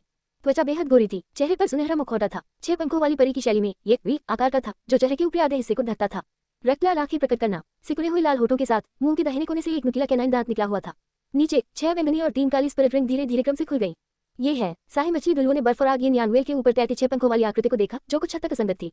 ऐसा तब तक नहीं हुआ जब तक उसने 9 स्पिरिट रिंग्स नहीं देखी जिसे स्नेकलैंस डुलुओ ने अविश्वास में बुदबुदाया। मार्शल सोल फ्यूजन तकनीक, ये सही है, यह मार्शल सोल फ्यूजन तकनीक है। जो बड़ी बहन को इसे आजमाने दो। आवाज फिर सुनाई दी। स्नेकलैंस डुलुओ और अन्य के अनुमानों की पुष्टि करना। चेहरे का निचला आधा भाग मुंह के कोनों पर मुस्कुराहट घूम रही थी और रक्तलाल आंखें सूक्ष्म रूप से टिमटिमा रही थी। उठा हुआ दाहिना हाथ अचानक काली ठंडी लगती गहरे सुनहरे लंबी तलवार में तब्दील हो गई। चर्चा, लंबी तलवार की नोक से अचानक एक अजीब सी लहर निकली। डोमेन प्रकट करें। आध्यात्मिक शक्ति का उतार चढ़ाव एक आध्यात्मिक संत से भी अधिक था जो दुबले पतले शरीर से उत्पन्न हुआ था। एक पल में मूल के रूप में तलवार की नोक के साथ आसपास की सभी वस्तुएं अपना रंग खोती दिख रही थी। यहाँ तक कि बर्फ और आग वाला यानवेल भी धुंधला होने से नहीं बच सका। पलक झपकते ही इसने पूरी घाटी को अपने आगोश में ले लिया। दुनिया में केवल काले और सफेद ही रह गए थे। केवल पतली तलवार चलाने वाली देवदूत की आकृति ने अन्य रंग बरकरार रखे। लेंगयुआन डुलुओ के चेहरे की खुशी सदमे में बदल गई। डुगुबो और पोरपाइनफिश डुलुओ ज्यादा बेहतर नहीं थे। इस गहरे भूरे रंग की दुनिया के भीतर वे स्पष्ट रूप से महसूस कर सकते थे कि न केवल उनके सभी गुण 10% तक कमजोर हो गए थे, बल्कि उनके शरीर के भीतर की आध्यात्मिक शक्ति भी धीरे धीरे हवा में विलीन हो रही थी। उनकी 5 इंद्रियां कमजोर हो गई, उनका शरीर पंगु हो गया, उनके विचार सुस्त हो गए। निस्संदेह सबसे अधिक प्रभावित डुगुशिन और उनकी बेटी थे जो चलने फिरने में पूरी तरह असमर्थ थे। फिर भी उस शहरी काया की आभा अचानक 30% बढ़ गया और इसकी आध्यात्मिक शक्ति में कमी का कोई संकेत नहीं दिखा। ये कहने के बजाय कि उनकी आध्यात्मिक शक्ति लुप्त हो रही थी, ये कहना अधिक सटीक होगा कि इसे पिघलाया और निगला जा रहा था। अच्छा लगता है। स्विश, एक धीमी आवाज सुनाई दी और एक पल में आकृति बर्फ और आग यानवेल के ऊपर से गायब हो गई। आपका महामहिम। लेंगयुआन डुलुओ की खूबसूरत आंखें थोड़ी चकित थी। उसकी नजर उसकी ओर चली गई। वह आकृति पहले ही उसके बदन में प्रकट हो चुकी थी, उसकी बाह के करीब दब रही थी। बायां हाथ जिसमें तलवार नहीं थी पहले से ही उसकी मुलायम और पतली कमर के चारों ओर लपेट चुका था। निकाब वाला गोरा चेहरा लेंगयुआन डुलुओ के कान के करीब चला गया। मुंह के दाएं कोने पर स्थित कैनाइन दांत में चंचलता का संकेत था। इसने लेंगयुआन डुलुओ की ओर एक गर्म सांस छोड़ी और कुछ हद तक आकर्षक आभा उत्पन्न हुई। महारानी। लेंगयुआन डुलुओ का चेहरा लाल हो गया और उसकी बाहों में नर्म हड्डियों वाला खरगोश कांपने लगा। लेंगयुआन डुलुओ, आप ईमानदार नहीं हैं। लंबी तलवार की मूंछ लेंगयुआन डुलुओ की टुटी से चिपकी हुई थी और रक्तलाल आंखों में चंचलता का संकेत था। यंग लेडी जू, उस पते से लेंगयुआन डुलुओ ने इस समय प्रमुख व्यक्ति की पहचान की। उसके लाल होठों को काटते हुए उसने असमंजस के साथ उसे कसकर गले लगाने वाली आकृति को देखा। यह एहसास सचमुच अजीब था। जू, अधीर मत हो। बड़ी बहन का कुछ भी करने का इरादा नहीं था। नुकीला कैनाइन दांत खुलता और बंद होता था जिसमें एक अजीब सी सुगंध होती थी, पवित्र फिर भी मोहक। स्विश, अपनी आकृति की एक झलक के साथ ये बर्फ और आग यानवेल की तट पर लौट आया। हम ठीक हैं, हम थोड़ी देर में बाहर आ जाएंगे। जैसे ही शब्द गिरे, किनारे की जमीन पर जीवन की अंगूठी हल्की सी टिमटिमा रही थी। आकृति गायब हो गई और पूरी घाटी अपने मूल रंग में लौट आई। हुटिल्डर अपने पैरों को जमीन पर रखते हुए लेंगयुआन डुलुओ की सांसें थोड़ी तेज थी और उसका चेहरा लाल हो गया था। लाइफ रिंग की जागीर के अंदर कमरे के भीतर 2 मीटर लंबी आकृति सुनहरे और काले रंग में विभाजित हो गई। दो आकृतियों में विभाजित करना, पीठ से पीठ मिलाकर खड़े होना, एक दूसरे से कसकर चिपकना, एक दूसरे की गर्माहट को महसूस करने में सक्षम। कियान रेनिक्सू ने अपनी शर्मिंदगी को दबाया और चेतावनी दी, जोए पलटो मत, चिंता मत करो, मुझे तुम्हें कोई दिलचस्पी नहीं है। सभी को सुखद जीवन की शुभकामनाएं। अध्याय 140, मेरे पास वो नहीं हो सकता। नाइटबेट अध्याय 140, I can't have nightfall back. Qian Renxue की आवाज ठंडी थी। बोलने के बाद उसने अपने पैर उठाए। कियान रेनिक्सू से अलग हो गया, उसकी ओर पीठ कर ली और स्क्रीन के पास चला गया। आपने क्या कहा? कियान रेनिक्सू की नाजुक भौहें बेतहाशा हिल गई। अपने चांदी के दांत काटते हुए उसके दिल में गुस्सा उसकी शर्म पर हावी हो गया और उसने अपना चेहरा थोड़ा दूसरी ओर घुमा लिया। लेकिन वो तुरंत रुक गई। यंग मास्टर जू की वर्तमान स्थिति के बारे में सोचते हुए मिस जू भी आगे बहस नहीं करना चाहती थी। उसकी कोमल गोरी त्वचा पर लालिमा छा गई। उसका सुडौल नाजुक शरीर उठता गिरता था। उसका लंबा और सुंदर शरीर हिल रहा था। वह गुस्से में उसके सामने स्क्रीन के पीछे गायब हो गई। जूए, तुम बस मेरा इंतजार करो। हम मिस जू मन ही मन बहुत अप्रसन्न थी। युवा मास्टर जू, जो उसके लिए सबसे महत्वपूर्ण था, ने वास्तव में उसके आकर्षण को नकार दिया। ये बिल्कुल असहनीय था। क्या यंग मास्टर जू को भी उसे बहुत महत्वपूर्ण पद पर नहीं रखना चाहिए? दोनों तरफ से सरसराहट की आवाजें आने लगी। युवा मास्टर जू अपने कपड़े पहनने में बहुत तेज और फुर्तीले थे। उसने अभी अभी अपनी बेल्ट बांधी थी। वह उस नकारात्मक स्थिति से उबर गया और मिस जू के प्रति अपने तिरस्कार के बारे में सोचा। वह मदद नहीं कर सका, लेकिन उसके दिल में थोड़ी कड़वाहट महसूस हुई। उसे लगा कि कुछ गड़बड़ है। युवा मास्टर जू ने अपना चेहरा ढकने के लिए अपना हाथ उठाया, स्क्रीन के पीछे झुकते हुए बाहर आने से कुछ हद तक डरते हुए। जब तक सामने स्क्रीन से कोई हलचल नहीं हुई, कुछ कदमों की आहट सुनाई दी। जू, क्या तुम अभी तक तैयार नहीं हो? मिस जू की कोमल मुस्कुराती आवाज यंग मास्टर जू के कान में पड़ी। ये केवल यंग मास्टर जू को ठंडक का एहसास करा सकता है। जू, क्या तुम चाहती हो कि बहन तुम्हारे पास आए और तुम्हारी मदद करे? मिस जू के कदमों की आहट फिर से सुनाई दी। बढ़ती हुई करीबी आवाज अब पहले की तरह कोमल और झुंझलाहट भरी नहीं रह गई थी।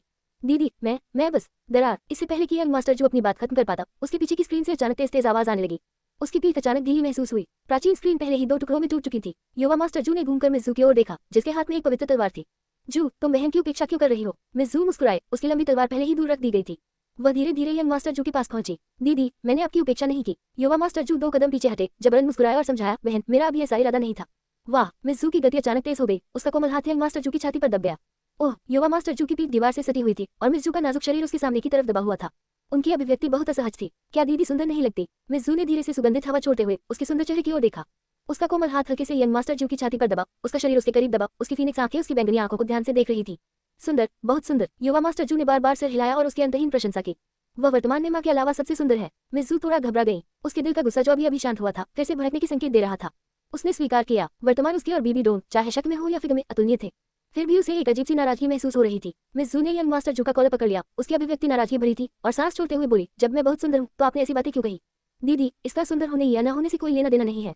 युवा मास्टर जू ने धीरे से समझाया। उस हल्की सी खुशबू को सूंघते हुए और उस कोमल नाजुक शरीर को महसूस करते हुए उसका चेहरा थोड़ा लाल हो गया। उन्होंने समझाना जारी रखा, चाहे बहन कितनी भी सुंदर क्यों न हो, मैं फिर भी नहीं कर सकता।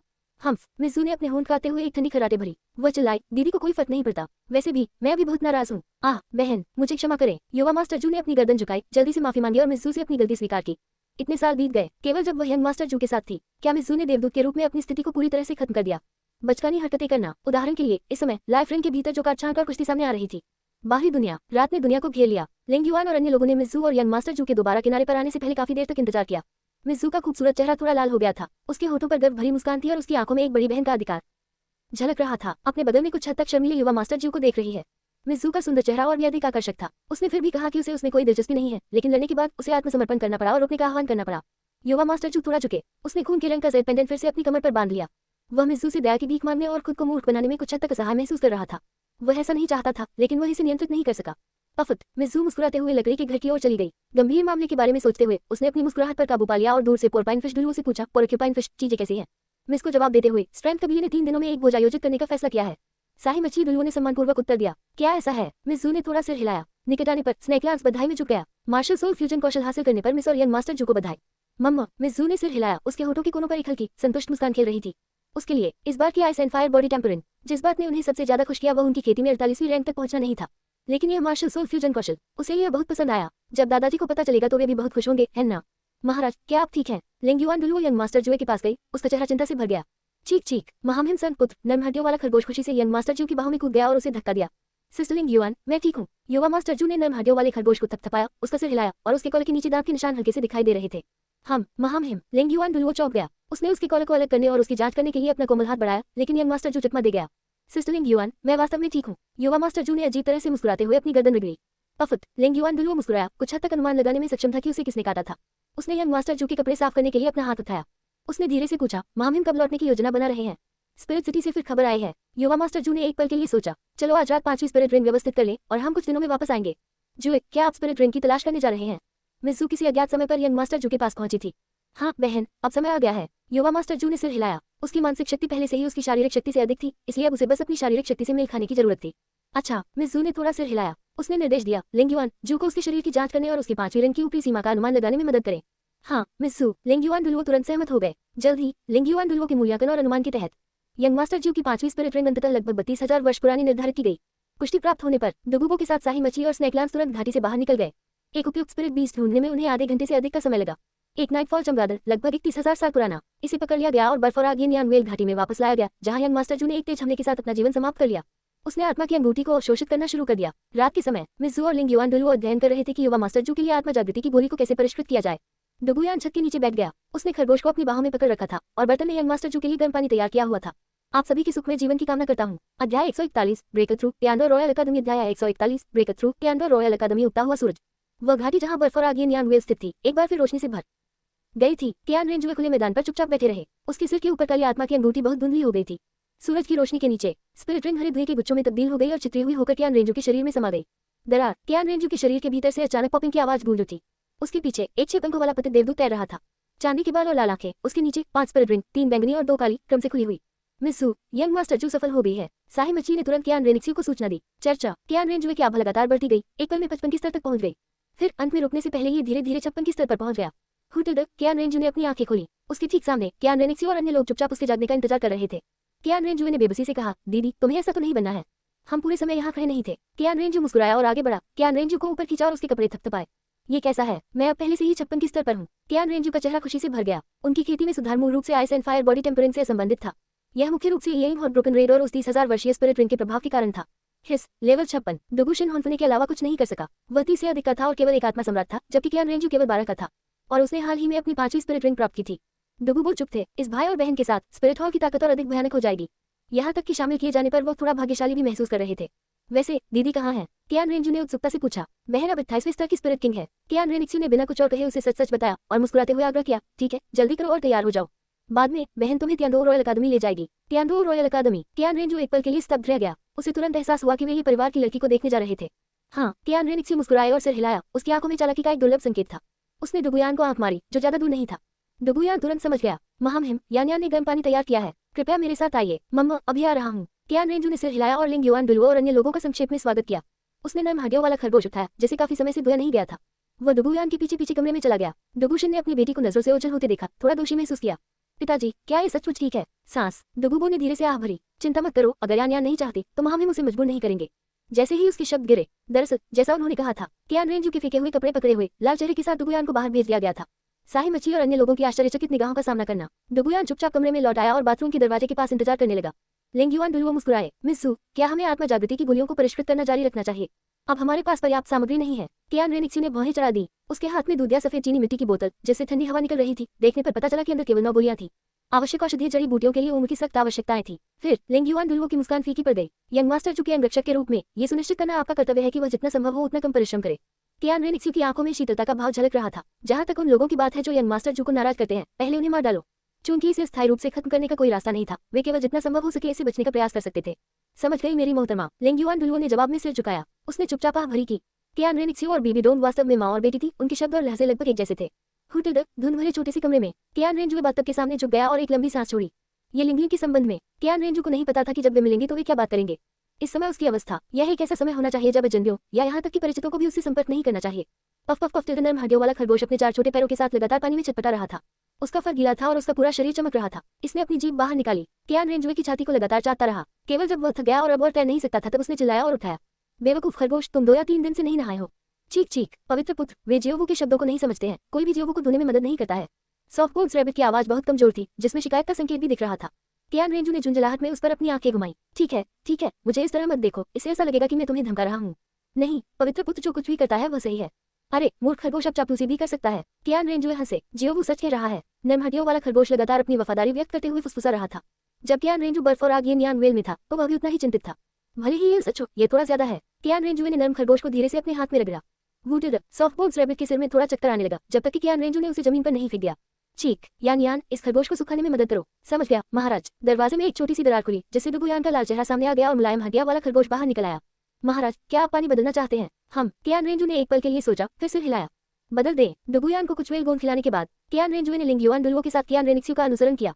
वे तियानडा रॉयल अकादमी की ओर बढ़े। तियानडा रॉयल अकादमी ने एक विशाल क्षेत्र को कवर किया। हेवनडू सिटी, जहां एक इंच जमीन कीमती थी, इतना बड़ा भूखंड उपलब्ध नहीं करा सका। ये हेवनडू शहर से 20 किलोमीटर बाहर स्थित था। पूरी अकादमी एक बड़े पहाड़ से घिरी हुई थी। पहाड़ की तलहटी में झील और पहाड़ के पीछे का जंगल सभी छात्रों के लिए प्रशिक्षण स्थल थे। लिंग युआन डुलुओ को लाइफ रेंज में डालने के बाद टियान रेनिक्सियो और टियान रेंजुओ एक साथ भव्य द्वार तक चले, जैसे संगमरमर के एक ही टुकड़े से बनाया गया था। ये सचमुच शानदार लग रहा था। यहाँ तक कि प्रवेश द्वार की सीढ़ियां भी सफेद संगमरमर से बनाई गई थी और सीढ़ियां भी अलग अलग स्पिरिट बीस पैटर्न के साथ उकेरी गई थी। रुकना। जैसे ही वे प्रवेश द्वार पर पहुंचे, दोनों को गार्ड ने रोक लिया। टियान रेनिक्सियो के लिए यहाँ तक कि पहला राजकुमार भी उसके अधीन एक कुत्ता था।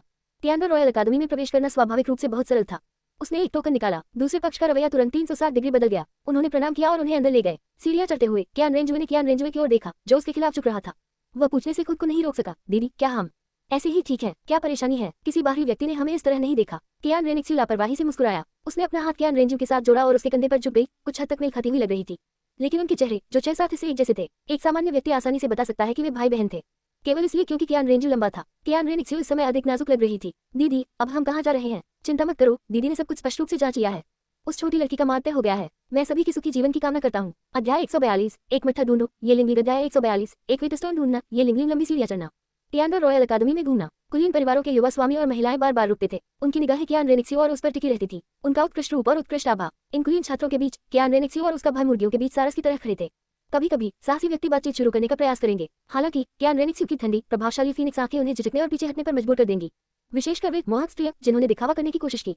जब टियान रेंजू ने देखने के लिए अपना सिर घुमाया, टियान रेनिक्सियो ने तुरंत अपनी शीतलता छोड़ी और फिर से एक सौम्य मुस्कान बिखेरी।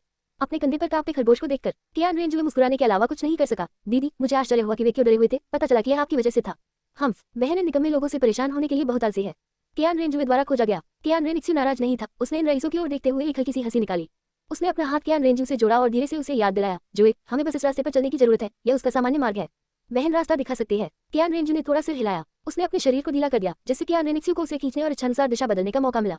उसने उस लड़की के इंतजार में आसपास की इमारतों का अवलोकन किया। पास से गुजरते हुए एक मोटे आदमी को देखकर टियान रेंजू को अचानक कुछ याद आया। उसने अपना सिर घुमाया और उत्सुकता से पूछा, किसकी बात करें तो? सिस्टर स्ट्रैंड प्लान को उपहार कब देने की योजना बना रही है? हम जू, तुमने अचानक ये बात क्यों उठाई? टियान रेनिक्सियो ने अपनी नाजुक भौहें ऊपर उठाई। उसने ईमानदारी से उत्तर दिया, ये परसों होना चाहिए। हम उन्हें एक दर्दनाक सबक देंगे। परसों? टियान रेनिक्सियो का जवाब सुनकर टियान रेनिक्सियो के चेहरे पर खुशी की झलक दिखी। इतना समय प्रबंधनीय लग रहा था। उन्होंने तुरंत सुझाव दिया, कैसा रहेगा अगर दीदी मुझे अपने साथ ले जाए? तुम वहाँ किस लिए जाओगे? बहन इस तरह की बात अकेले ही संभाल सकती है। टियान रेनिक्सियो ने भौहें चढ़ा दी। वह कभी भी टियान रेंजू को ऐसे खतरनाक काम नहीं करने देगी। टियान रेंजू ने अपने कदम धीमे कर दिए। उसने टियान रेनिक्सियो की ओर थोड़ा नीचे देखा और मुस्कुराते हुए कहा, बहन, मुझे बस यही लगता है कि टाइटैन एक अच्छा मट्ठा बनाएगी। वेटस्टोन। टियान रेंजू एक पल के लिए चौंका, फिर तुरंत टियान रेंजू का मतलब समझ गया। टियान रेंजू के आलिंगन में झुकना। उसने अपना सुंदर चेहरा उठाया और मुस्कुराते हुए कहा, क्या जो मार्शल सोल फ्यूजन तकनीक के बारे में बात कर रही है? हाँ, और वह एक आध्यात्मिक संत है, इसलिए वह बहुत उपयुक्त है। टियान रेंजू ने सिर हिलाया। कल उन्होंने और टियान रेनिक्सियो ने केवल अपना डोमेन सक्रिय किया था। वे वास्तव में अभी तक लड़े नहीं थे। हम टियान रेंजुए की चिकनी टुटी टियान रेंजुए पर टिकी हुई थी और वह एक पल के लिए विचार कर रहा था। वह मुस्कुराया और सिर हिलाया। ठीक है, बहन भी बहुत उत्सुक है कि वो बड़ा गोरिल्ला हम भाई बहनों का कितनी देर तक सामना कर पाएगा। टियान रेनिक्सियो ने अपनी आंखें सिकोड़ ली। उसके दिल में हत्या का एक ठंडा इरादा था। तब हम पता लगा लेंगे। किसी से लड़ने में सक्षम होने के कारण टियान रेंजुए थोड़ा उत्साहित महसूस करने के अलावा कुछ नहीं कर सका। टियान रेनिक्सियो ने हताशा में अपनी आंखें घुमाई। ऐसा लग रहा था कि टियान रेंजुए अभी भी वास्तव में दूसरों से लड़ना चाहता था, इस बार आत्मा जागृति गोली के साथ। उसे फिर से क्रोधित नहीं करना चाहिए, है ना? ओह ठीक है जी, क्या हमें अपनी मार्शल सोल फ्यूजन तकनीक को एक नाम देना चाहिए? टियान रेनिक्सियो के होठों पर मुस्कान आ गई। उसकी चमकीली बैंगनी आंखें अभी उठी भी नहीं थी कि उसके चेहरे पर आश्चर्य की झलक दिखाई दी। जुए, तुम रुक क्यों गए? टियान रेंजू ने पहले ही चलना बंद कर दिया था। उसकी चमकीली बैंगनी आंखें उत्सुकता से भरी हुई आगे की ओर देख रही थी। वह बड़बड़ाया, दीदी वह यहाँ है। हम टियान रेंजू ने टियान रेंजू की निगाहों का पीछा करते हुए अपनी नाजुक भौहें ऊपर उठाई। तार्किक रूप से कहें तो टियान रेंजू को उस लड़की को पहले नहीं देखना चाहिए था, और वास्तव में यही मामला था। लेकिन कुछ लोगों में ऐसे गुण होते हैं जिससे उन्हें पहचानना बहुत आसान हो जाता है। जैसे ही टियान रेनिक्सियो और उसके भाई की निगाहें बढ़ी, उनके पास काले रंग की पोशाक पहने एक लड़की थी, जिसकी पीठ पर चढ़ने जैसे नीले बाल लटक रहे थे। वह हुलीना की ही उम्र की लग रही थी। उसका शरीर पतला और सुंदर था। उसका चेहरा काले घूंघट से ढका हुआ था, जिससे केवल उसकी आंखें दिखाई दे रही थी। उसकी हल्की नीली आंखें बेहद खूबसूरत थी। उसकी नजर नीचे तक साफ थी, बिना किसी अशुद्धता या भावना के। उसकी लंबी पलकें थोड़ी ऊपर की ओर मुड़ी हुई थी, बहुत जीवंत। लेकिन उन बेजान आंखों के साथ वह तुरंत अपनी सारी जीवन शक्ति खोती हुई प्रतीत हुई। लोगों को वास्तविकता का एहसास दिलाना। सड़क पर चलते हुए उसके कदम न तो जल्दी थे और नहीं धीमे। उसका सिर समर्पण में झुका हुआ था। उसकी आंखों में कोई जीवित चीज नहीं थी, केवल आगे का रास्ता था। अकेलापन और उदासी, ये 9 साल की लड़की से निकलने वाली आभाएं थी। उसकी आंखों का नीलापन थोड़ा सा उठ गया। ये लिंगलिंग ने टियान रेंजू और उनकी निगाहों को नोटिस किया। उसकी नजर टियान रेनिक्सियो पर पड़ी। उसकी नीली आंखें हल्की सी तरंगित हो उठी। बचपन से लेकर अब तक उसने इतनी सुंदर स्त्री कभी नहीं देखी थी। सुनहरे बाल और बैंगनी आंखें, क्लीन और पवित्र, स्वाभाविक रूप से संपन्न। इसके तुरंत बाद उसकी पतली सुंदर बाहें थोड़ी कांपने लगी। उसने टियान रेनिक्सियो की आंखों में बहुत अधिक जांच, असंतोष और प्रत्याशा देखी। जल्द ही वे सूक्ष्म, लगभग अगोचर तरंगें बिना किसी निशान के गायब हो गईं। ये लिंगलिंग के कदमों ने अपनी सामान्य लय बरकरार रखी। जब उसकी नजर कियान रेनिक्सियो पर पड़ी और अपने बगल में कियान रेंजुए को देखा, ऐसा लगा मानो गर्म धूप उसके शरीर पर चमक रही हो। उस नजर ने ये लिंगलिंग को बहुत असहज कर दिया, शुद्ध और बेदाग। ऐसा लगता था कि वह उसके चारों ओर के एकांत को तोड़ना चाहती थी, जिससे वह थोड़ी डरी हुई थी और उसे यह नापसंद था। वह एक नवयुवक था, उसके बगल वाली महिला की तरह। उसके भी सुनहरे बाल और बैंगनी आंखें थी और उसका आचरण अच्छा था। उनमें कुछ अधिक सुलभता और सम्मान था। सुंदर और लंबा, उसके कंधे पर एक मुलायम गुलाबी सफेद खरगोश बैठा हुआ था। एक पल रुकने के बाद ये लिंगलिंग ने अपनी निगाहें पीछे हटा ली। उसके दिल में जरा भी जिज्ञासा नहीं थी। वह सीधे कियान रेंजू के पास से गुजरी। कियान रेंजू की उंगलियां थोड़ी कांप रही थी। वह अपना हाथ उठाना चाहता था, लेकिन उसने जल्दी ही हार मान ली। वह अभी कुछ भी बोलने को तैयार नहीं थे। ये लिंगलिंग की आंखों में छाई खामोशी ने उसे और भी अनिश्चित बना दिया कि कैसे बोलना है, या बल्कि वह नहीं जानता था कि इस मौखिक व्यस्तता का सामना कैसे किया जाए। स्वीकार करें या अस्वीकार करें, या स्वीकार किया जाए या अस्वीकार किया जाए। जू, तुम्हारी यह मंगेतर दीदी को थोड़ा असहज कर देती है। कियान रेनिक्सियो ने भौहें चढ़ा ली। उसकी आवाज नरम थी। ऐसी स्त्री और उसका भाई दो चरम थे। वह ये नहीं देख सकी कि वे कहाँ उपयुक्त थे, लेकिन अगर कियान रेंजू उसे सचमुच पसंद करती तो वह उसे करीब आने से नहीं रोकती। इसके बजाय वह उत्सुक होगी लिंगलिंग अपने मूर्ख भाई के दृष्टिकोण का कैसे विरोध करेगी। बिल्कुल, यदि ये लिंगलिंग ने कियान रेंजू को दुखी करने की हिम्मत की तो वह उसकी बहन के रूप में इस साली को कुछ तमीज सिखानी पड़ेगी। दीदी, वह अभी मंगेतर नहीं है। कियान रेंजू ने खींचकर जवाब दिया। उसे भी ऐसा ही लगा, लेकिन वह अच्छी तरह जानता था ये नाइन और बेगुनिया ये परिवार का अनोखा दुख था। इस मामले पर आप स्वयं विचार कर सकते हैं, बस याद रखें कि बहन की उपेक्षा न करें। कियान रेनिक्सियो मुस्कुराया। ऐसा लग रहा था कि उसे कियान रेंजू को दूर ले जाने की जरूरत नहीं थी। फिलहाल उनके बीच कुछ नहीं होगा। मैं दीदी की उपेक्षा करने का साहस कैसे कर सकता हूँ? क्या दीदी बहुत खूंखार है? ओह पफ, ठीक है, हमारे जाने का समय हो गया है। कियान रेनिक्सियो अधिक समय तक नहीं रहना चाहता था। उसने कियान रेंजू की बाह पकड़ रखी थी और जाने वाली थी। कियान रेंजू ने सिर हिलाया। उसने कियान रेनिक्सियो के कदमों का अनुसरण किया और चला गया। जाने से पहले उसने पीछे मुड़कर देखा। उसकी बैंगनी आंखों में आश्चर्य का संकेत था। सभी को सुखद जीवन की शुभकामनाएं। अध्याय 143 वादा तोड़ना। देवताओं की विरासत। अध्याय 143 वादा तोड़ना। देवत्व की विरासत उसके लिए अज्ञात ये लिंगलिंग, जो अभी अभी कियान रेंजू से आगे बढ़ी थी, पहले ही घूम चुकी थी। उसकी बेजान नीली आंखों में जब उसने कियान रेंजू के पीछे हत्या आकृति को देखा तो जिज्ञासा की एक दुर्लभ झलक दिखाई दी। चांदी के धागों से कशीदाकारी उनके प्राचीन सफेद वस्त्र पर एक रक्त लाल जर उनकी कमर पर स्पष्ट रूप से लटका हुआ था। यहाँ तक कि जब कियान रेंजू वहां से गुजरा तो ये लिंगलिंग बदल में देखने के अलावा कुछ नहीं कर सका। लाल रंग की एक चमक ने उसकी आंख को पकड़ लिया। उसने इसे स्पष्ट रूप से नहीं देखा, फिर भी इसे एक ऐसी भावना उत्पन्न हुई जो उसके लिए उल्लेखनीय रूप से परिचित थी। कियान रेंजुए की आंखों में आश्चर्य देखकर ये लिंगलिंग की लंबी पलकें थोड़ा कांपने लगी। जब उसने कियान रेंजुए को जाते देखा, वह उसका पीछा न करते हुए चुपचाप अपनी जगह पर खड़ी रही। उसकी आंखों में एक अनैच्छिक निराशा झलक रही थी। उसके दादाजी ने एक बार क्या कहा था, वह व्यक्ति कहाँ था जो उसके साथ जाने और उसकी रक्षा करने में उसकी जगह ले सकता था?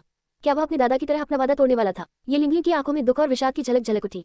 कियान रेंजू और दूसरे व्यक्ति के गायब हो जाने के बाद ये लिंगलिंग मुड़ी और धीरे धीरे अपने सामान्य मार्ग पर चली गई। उसके अविचलित कदम कुछ सुस्त हो गए। विदा होते युवक और क्षणभंगुर लाल रंग ने उसके हृदय को बहुत समय तक बेचैन कर रखा था।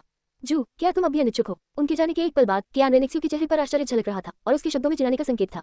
नहीं, ये थोड़ा अजीब है। कियान रेंजू ने अपना सिर हिलाया। उसे यकीन नहीं था कि ये लिंगलिंग ने अभी अभी उसकी पहचान देखी है या नहीं। उसने हैरान होकर कियान रेनिक्सियो से पूछा, दीदी, वह मुड़ी और अभी हमें देख रही थी। हम। कियान रेनिक्सियो की अभिव्यक्ति थोड़ी ठंडी हो गई। पीछे मुड़कर देखने पर ये लिंगलिंग की आकृति बहुत पहले ही बिना किसी निशान के गायब हो गई थी। क्या उसने आपका जेल पेंडेंट देखा? शायद। कियान रेंजू ने थोड़ा सिर हिलाया। तो फिर वह नमस्ते कहने क्यों नहीं आई? क्या ऐसा हो सकता है कि उसे मेरा भाई पसंद नहीं आया? कियान रेनिक्सियो के चेहरे पर चिढ़ने का भाव झलक रहा था। कियान रेंजू ने अपनी आंखें घुमाई। दीदी, क्या मैंने भी नमस्ते नहीं कहा? और अगर वह मुझे पसंद नहीं करती तो समझौते के मुताबिक उसे जेल पेंडेंट वापस मांग लेना चाहिए था। ऐसा कैसे हो सकता है? कियान रेनिक्सियो ने अपना चंचल व्यवहार दूर कर दिया। उसने गंभीरता से कहा, भले ही हम सगाई तोड़ने जा रहे हों, लेकिन इसकी पहल हमें ही करनी होगी। कियान रेंजू बेबसी से मुस्कुराया। दीदी, चलो पहले ये जगह छोड़ दें। आखिर शहर में हंगामा मचाना अच्छा नहीं है। ठीक है। कियान रेंजू ने सिर हिलाया। कियान रेंजू को पहाड़ की तलहटी की ओर खींच लिया। उसने उसे सांत्वना देते हुए कहा, जू, तुम्हें इस तरह की बातों पर ज्यादा विचार करने की जरूरत नहीं है। तुम दोनों अभी भी युवा हो, मुझे पता है। कियान रेंजू ने सिर हिलाया। हालांकि उसके दिल में एक और अनुमान था, शायद ये लिंगलिंग ने स्पष्ट रूप से नहीं देखा था। दीदी, क्या कोई ये परिवार को परेशान कर रहा है? चिंता मत करो, दादाजी ने बहुत पहले ही यहाँ स्पिरिट हॉल का निर्देश दे दिया था। कियान रेनिक्सियो ने मुस्कुराते हुए उत्तर दिया। कियान परिवार के लिए कियान दाओलियो के श्रमसाध्य प्रयासों के बारे में सोचते हुए उसने अभी भी उसे याद दिलाया, यदि संभव हो जो कृपया अपना सर्वश्रेष्ठ प्रयास करें। दादाजी वास्तव में इसके लिए उत्सुक हैं। कियान रेनिक्सियो ने कियान रेंजू की बांह पकड़ ली और उसके करीब आ गया। कियान परिवार को वास्तव में एक उत्तराधिकारी की आवश्यकता थी। वैसे भी उसके लिए शादी करना असंभव था और जी उसे अधिक उत्कृष्ट या महत्वपूर्ण कोई नहीं होगा। मुझे पता है। ये सोचकर कि कियान दाओलियो ने चित्र पकड़ लिया और उसे चुनने के लिए कहा, कियान रेंजू को सिरदर्द महसूस हुआ। धुंध से घिरी घाटी में लौटने पर कियान रेंजू ने तुरंत अमर जड़ी बूटियों की कटाई शुरू कर दी, केवल उनकी जड़ प्रणाली को छोड़ दिया। उसके पास कोई विशफुल 100 ट्रेजरपस या लाइफ रिंग नहीं थी। हालांकि उनके पास समय निलंबन के साथ एक सिस्टम स्पेस था जो औषधीय गुणों के नुकसान को रोकने के लिए किसी भी विधि से बेहतर था। वह कुछ दिनों में चले जाएंगे। यहाँ गोलियों को परिष्कृत करने का समय नहीं था, इसलिए वह केवल उन्हें परिष्कृत करने के लिए वापस ले जा सकता था। जैसे ही उसने क्रिस्टल स्पष्ट बर्फ सफेद स्नो स्वान चुंबन को दूर रखा, कियान रेंजू खड़ा हो गया और कियान रेंजू की आवाज उसके कान में सुनाई दी। जू, यह आखिरी अमर जड़ी बूटी है, इसे सुरक्षित रखो। कियान रेनिक्सियो द्वारा सौंपी गई जड़ी बूटी बिल्कुल साधारण लग रही थी। वह पूरी तरह से हरा था। बीच में 3 बार सफेद पत्तियां थी जो सुबह की ओर से ढकी हुई लग रही थी। यह बिल्कुल looking through autumn water due था। इसे तामसेन किसी गॉड की उपलब्धि की कुंजी कहा जा सकता है। ये सोचते हुए कियान रेंजू को अचानक याद आया कि उसने एक बहुत ही महत्वपूर्ण मामले को नजरअंदाज कर दिया था। जू, क्या गलत है? कियान रेंजू ने looking through autumn water due को पकड़ लिया और उसे कियान रेंजू की आंखों के सामने ले आया। दीदी, सावधान रहना। कियान रेंजू वापस होश में आया और जल्दी से बाहर पहुंचा। उसे डर था कि कियान रेनिक्सियो द्वारा उस पर पड़ी उसकी बूंदें जमीन पर गिर जाएंगी। फफ, यह इतना नाजुक नहीं है। कियान रेंजुए ने इसे कियान रेंजुए के हाथ में रखते हुए हंसते हुए पूछा, जल्दी मुझे बताओ, तुम बस किस बारे में सोच रहे थे। कियान रेंजू ने लुकिंग थ्रू ऑटम वाटर को अपने सिस्टम स्पेस में डाला। तभी उन्होंने कहा, मुझे अचानक याद आया कि कुछ ऐसा है जो मैंने अभी तक पूरा नहीं किया है। यह क्या है? क्या आपको मेरी मदद की जरूरत है बड़े भाई? कियान रेनिक्सू ने मुस्कुराते हुए कहा। कियान रेंजू ने सिर हिलाया और गहरी आवाज में कहा, बहन, मुझे हेवनदू साम्राज्य का राष्ट्रीय खजाना चाहिए। बात यह है कि ये सुनकर कियान रेनिक्सू ने तुरंत भौहें चढ़ा दी। ऐसा नहीं था कि वह इसे प्राप्त नहीं कर सकती थी, नहीं वह इसे देना नहीं चाहती थी, उसे डर था कि अंदर क्या हो सकता है। आखिरकार वह चीज समुद्र देवता का हृदय थी। जुए, तुम अचानक ऐसा कुछ क्यों चाहोगी? दीदी, वो बात। कियान रेंजुए कुछ समझाने ही वाले थे कि सिस्टम के अजीब अतार्किक सुरक्षा तंत्र ने एक बार फिर उन्हें स्वतंत्र रूप से बोलने से रोक दिया। जुए, तुम क्या कह रही हो? कियान रेंजू ने कियान रेंजू को अजीब नजरों से देखा और उसके करीब झुक गया। कियान रेंजू ने असहाय होकर संघर्ष करना छोड़ दिया। एक पल की झिझक के बाद कियान रेंजुए ने अपना हाथ उठाया और कियान रेंजुए के कंधों को पकड़ लिया।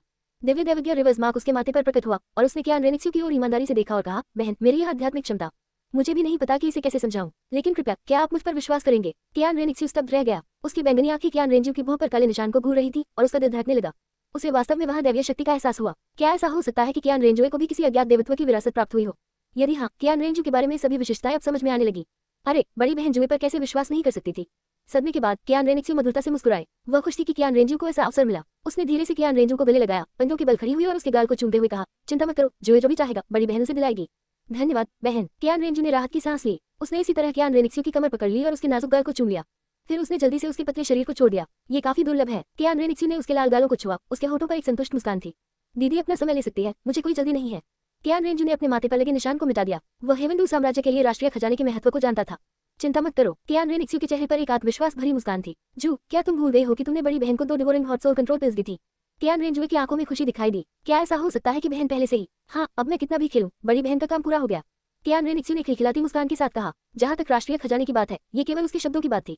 मैं सभी की सुखी जीवन की कामना करता हूँ। अध्याय -144 जहर कुंफू। कुछ दोस्तों में से एक। अध्याय 144 जहर कौशल। उस दिन कुछ दोस्तों में से एक। कियान रेंजुए के साथ अपनी चर्चा समाप्त करने के बाद कियान रेनिक्सू ने तुरंत स्नेक लांस दुलुओ को लिया और जल्दी से हेवनदू सिटी वापस चली गई। विशाल सागर ब्रह्मांडीय कफन मामले को मिज़ू को व्यक्तिगत रूप से संभालना था। अमर जड़ी बूटी की कटाई के बाद कियान रेंजू ने अब व्यक्तिगत रूप से काम नहीं किया और साहिफिश को निर्देश दिया, बुजुर्ग साहिफिश, अब से यह जड़ी बूटियों को व्यवस्थित करना आपके लिए परेशानी भरा होगा। युवा मास्टर जू, निश्चिंत रहे, आपका अधीनस्थ इसे अच्छी तरह से संभाल लेगा। साही मच्छी सम्मानपूर्वक सहमत हुई। कियान रेंजू ने सिर हिलाया, कुछ जड़ी बूटियां ली और दूर स्थित लकड़ी के घर की ओर चल दिया। दुगुशन के शरीर में सांप के जहर से उचित तरीके से निपटने की जरूरत थी। यान, वह मूसल ले आओ। हाँ, एक करारा जवाब सुनाई दिया। दुगुयान, जो दुगुशन के लिए दवा उबाल रहा था, तुरंत खड़ा हो गया। उसने छत के नीचे लटके मूसल को उतारा, कियान रेंजू की ओर दौड़ी और उसे दोनों हाथों से पेश किया। उसके चेहरे पर हल्की सी मुस्कान थी। उसने धीरे से कहा, महाराज, यान पहले ही लेवल 20 तक पहुंच चुका है। कियान रेंजू ने भौहें उठाई। ओह, तो फिर आपको बधाई। बाद में मैं एक आत्मा जानवर का शिकार करने में आपकी मदद के लिए सिस्टरलिंग युआन की मदद लूंगा। धन्यवाद महामहिम। दुगुयान खड़ी रही। उसकी अभिव्यक्ति सम्मानजनक थी। कियान रेंजू के निर्देशों की प्रतीक्षा कर रही थी। उसके नाजुक छोटे चेहरे पर डर बहुत पहले ही गायब हो गया था। क्या महाराज प्यासे हैं? कियान रेंजू अपना सिर हिलाते हुए मुस्कुराए बिना नहीं रह सका। उसने अभी चुनी हुई जड़ी बूटियों को मोटा में फेंक दिया, फिर अपनी उंगली पर एक बड़ा घाव कर दिया। आत्मिक शक्ति के दबाव में लाल रंग का खून तेजी से जड़ी बूटियों पर बिखर गया। दुगुयान मदद नहीं कर सका लेकिन चिल्लाया, घाव को ढकना चाहते हुए तेजी से आगे बढ़ा। लेकिन कियान रेंजू ने उसे रोकने के लिए अपना हाथ उठाया। दुगुयान ने उत्सुकता से पूछा, महामहिम, क्या आप क्या कर रहे हैं? यान, मैं जा रहा हूँ महाराज। इससे पहले कि कियान रेंजू समझाना समाप्त कर सके, हंगामा सुनकर लिंग युआन दुलुओ तुरंत सामने आए और जमा हुए खून को देखा। उसकी पुतलियां थोड़ी सिकुड़ गईं। महाराज, आप इतना खून क्यों बहा रहे हैं? वाह। लिंग युआन दुलुओ तुरंत आगे बढ़े। उसने कियान रेंजू की बाह पकड़ ली, जिससे घाव से खून बहना बंद हो गया। बहन लिंग युआन, अमर जड़ी बूटी का सेवन करने के बाद मेरा रक्त मेरी खेती को प्रभावित किए बिना दुगुशन के शरीर में विषाक्त पदार्थों को साफ कर सकता है। कियान रेंजू ने बेबसी से समझाया। दुगुशन ने पहले ही डिटॉक्सिफिकेशन गोली ले ली थी, जिसने उसके आंतरिक अंगों से कुछ विषाक्त पदार्थों को स्थानांतरित कर दिया था। हालांकि उनके शरीर में विषाक्त पदार्थ बिल्कुल भी कम नहीं हुए थे और वे अभी भी धीरे धीरे जमा हो रहे थे, लेकिन उसका रक्त, जिसमें बर्फ और अग्नि दोनों अमर जड़ी बूटियों का सार था, इस समस्या को बहुत अच्छी तरह से हल कर सकता था। अन्यथा दुगुशन तब तक जीवित नहीं रहेगा जब तक उसे स्पिरिट बोन नहीं मिल जाती। लिंग युआन ने मोटा में लाल रंग के खून को देखा, अपनी नाजुक बाहें उठाई और उसकी आंखों में तिरस्कार का संकेत था। लेकिन ये तो बहुत ज्यादा है ना? हम लंबे समय तक नहीं रह सकते, इसलिए हम केवल और अधिक तैयारी कर सकते हैं। कियान रेंजू के चेहरे पर अभी भी मुस्कान थी। महाराज, कियान रेंजू के शब्द सुनकर दुगुयान थोड़ा स्तब्ध था। चमकीले लाल रक्त को घूरते हुए कियान रेंजू के बेपरवाह मुस्कुराते चेहरे को देखते हुए दुगुयान को अपने दिल में एक इतनिया हलचल महसूस हुई। प्रारंभिक घुटने टेकने और दया की भीख मांगने से लेकर विश्रण के लिए वर्तमान रक्तपात तक विभिन्न दृश्य लगातार चमकते रहे। कियान रेंजू के सामने दुगु परिवार की सबसे बड़ी युवा महिला की गरिमा पूरी तरह से अनावश्यक लग रही थी। सिस्टर लिंग युआन, मैं बस थोड़ा और बताऊंगा। इससे पहले कि कियान रेंजू अपनी बात खत्म कर सके, सिस्टम की इलेक्ट्रॉनिक आवाज उसके दिमाग में गूंजी। मेजबान, पहली बार सफलतापूर्वक महान प्रेम संचारित करने के लिए बधाई। लक्ष्य, दुगुयान इनाम, बीलियन जहर कौशल। बीलियन जहर कौशल, जहर को नियंत्रित करने, जहर को संघनित करने और जहर से बचने के उपयोग है। नेटल जहर की गोली को गाढ़ा करने के लिए शीर्षक वाले दुलुओ क्षेत्र में खेती करें। कियान रेंजू थोड़ा चौंका और उसके कान में एक नर्म विनम्र आवाज सुनाई दी। महाराज, धन्यवाद। हम। कियान रेंजू ने मुड़कर देखा। इस समय दुगुयान ने पहले ही कियान रेंजू का हाथ पकड़ लिया था और जमीन पर घुटनों के बल बैठ गया था। महामहिम, यान पूरे दिल से आपकी सेवा करने और अब से आपके निपटान में रहने का वादा करता है। दुगुयान ने अपने गुलाबी होंठ काटे। कियान रेंजू का हाथ कसकर पकड़ लिया। उसकी आवाज दृढ़ और अटूट थी। डुगू परिवार की सबसे बड़ी युवा महिला के रूप में इसी क्षण वह वास्तव में कियान रेंजू की निजी नौकरानी बनने को तैयार थी। चाहे कुछ भी हो, निजी नौकरानी, बिस्तर गर्म करने वाली नौकरानी या कोई अन्य खिलौना, वह कियान रेंजू के साथ रहने को तैयार थी। हर बार उस समय के बारे में सोच रही थी जब उसे वेलगोन खिलाया गया था। कियान रेंजू के हाथ के खिलाफ रगड़ने पर उसे कितनी गर्मी और आराम महसूस हुआ था। डुगुयान का चेहरा थोड़ा लाल हो गया। ऐसा लग रहा था कि उस समय वह अनजाने में ही उस पर मोहित हो गई थी। यान, अब हम सब एक परिवार हैं। क्या ये चीजें करना मेरे लिए ही सही नहीं है? कियान रेंजू थोड़ा अवाक रह गया। उसने डुगुयान को ऊपर खींचने के लिए हाथ बढ़ाया। जल्दी करो और उठो, यान थोड़ा अजीब लगता है। मम्मा, यान समझता है। डुगुयान ने थोड़ा सिर हिलाया, धीरे से खड़ा हुआ। हंगामा सुनकर डुगुबो ने स्वाभाविक रूप से अपना सिर कमरे से बाहर निकाला। उन्होंने ये दृश्य देखा। उसने हल्की सी आह भरी, ज्यादा ध्यान नहीं दिया और अपना सिर पीछे खींच लिया। डुगू परिवार को वास्तव में एक बड़ी दयालुता प्राप्त हुई थी। पिछली जबरदस्ती के विपरीत क्या उसने स्वयं पहले से ही स्पिरिट हॉल का अनुसरण करने का मन नहीं बना लिया था? उसे खुश होना चाहिए कि यान समझ सका। लिंगयुआन दुलुओ ने कियान रेंजवे का हाथ चुराया। महामहिम, आपने जानबूझकर मिज़ू को दूर नहीं भेजा क्या आपने? नहीं, मेरे पास वास्तव में अपनी बहन को परेशान करने के लिए कुछ था। कियान रेंजू ने अपना सिर हिलाया। हालांकि ये समय वास्तव में अच्छा था, अन्यथा कियान रेनिक्सू ने वास्तव में इसकी अनुमति नहीं दी होती। उन विचारों को एक तरफ रखकर कियान रेंजू ने रक्त प्रवाह को तेज करना जारी रखा, फिर दवा को तेज करना शुरू करने वाला था। महाराज, मुझे ही करने दीजिए। लिंगयुआन दुलुओ ने असहाय होकर कियान रेंजवे के हाथ से सामान ले लिया। यान, महामहिम को दवा लगाने में मदद करें। डुगुयान मुस्कुराया और कियान रेंजवे का हाथ पकड़ लिया। कियान रेंजवे और लिंगयुआन दुलुओ की आश्चर्यचकित निगाहों के तहत वह उसकी अभी भी खून बह रही उंगलियों को अपने मुंह में ले आए और धीरे से उसे चूसा। कियान रेंजू स्तब्ध रह गया। उसकी उंगलियां किसी चिकनी और नर्म चीज से ढकी हुई थी, जो नर्म हड्डियों वाले खरगोश की चाट से अलग थी। उसके चेहरे पर हल्की सी परेशानी थी। उसने अजीब तरीके से कहा, यान, क्या तुम मेरे लिए दवा नहीं लगाने जा रहे थे? मैं पहले रक्तस्राव रोकने में महामहिम की मदद कर रहा हूँ। डुगुयान ने अपनी उंगली छोड़ी, अपने लाल होंठ भींचे। उसका सुंदर चेहरा शर्म से भर गया और जल्दी से अपना सिर नीचे कर लिया। ऑफ्टिल्ड, कियान रेंजू की राहत भरी अभिव्यक्ति को देखकर लिंगयुआन दुलुओ मुस्कुराने के अलावा कुछ नहीं कर सका। यदि इस लड़की को वास्तव में स्पिरिट सिटी में वापस लाया गया तो वह शायद नाना से लड़ेगी, है ना? जल्द ही उस मामूली घाव का इलाज कर लिया गया जिसे डुगुयान ने बड़ा मुद्दा बना दिया था। कियान रेंजवे छत के नीचे बैठा था। उन्होंने सिस्टम द्वारा पुरस्कृत बिलियन पॉइजन स्किल को चुपचाप पढ़ा। इस पर दिए गए विवरण के अनुसार डुगु परिवार की आत्मा संबंधी खामी का समाधान संभव लग रहा था। एक बार डुगुशिन के शरीर में सांप का जहर उचित नियंत्रणीय स्तर तक कम हो गया और फिर उसने इस जहर कौशल को विकसित किया। स्पिरिट बोन भी कमोबेश डिस्पेंसेबल हो जाएगी। कियान रेंजू ने डुगुयान की ओर देखा, जो कुशलता से उसके बगल में गोलियां घुमा रहा था। उसके मन में आज जिस लड़की से उसकी मुलाकात तियानडो रॉयल अकादमी में हुई उसकी झलक दिखाई दी, जिसके बारे में बात करते हुए डुगुयान, ये लिंगलिंग के कुछ दोस्तों में से एक लगता है ना?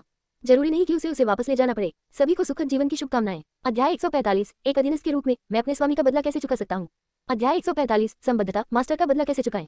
महाराज, सारी गोलियां खत्म हो चुकी हैं। डुगुयान के हाथ में गहरे लाल रंग की गोलियों से भरा एक बड़ा कटोरा था। केवल ताजे खून का ही वास्तव में अंदर असर होता था। अन्य औषधीय सामग्रियों का उपयोग केवल कियान रेंजवे की ताजा रक्त की जीवन शक्ति को बनाए रखने के लिए किया गया था। अगर वे तैयार हैं तो उन्हें सीनियर डुगु के पास भेजें।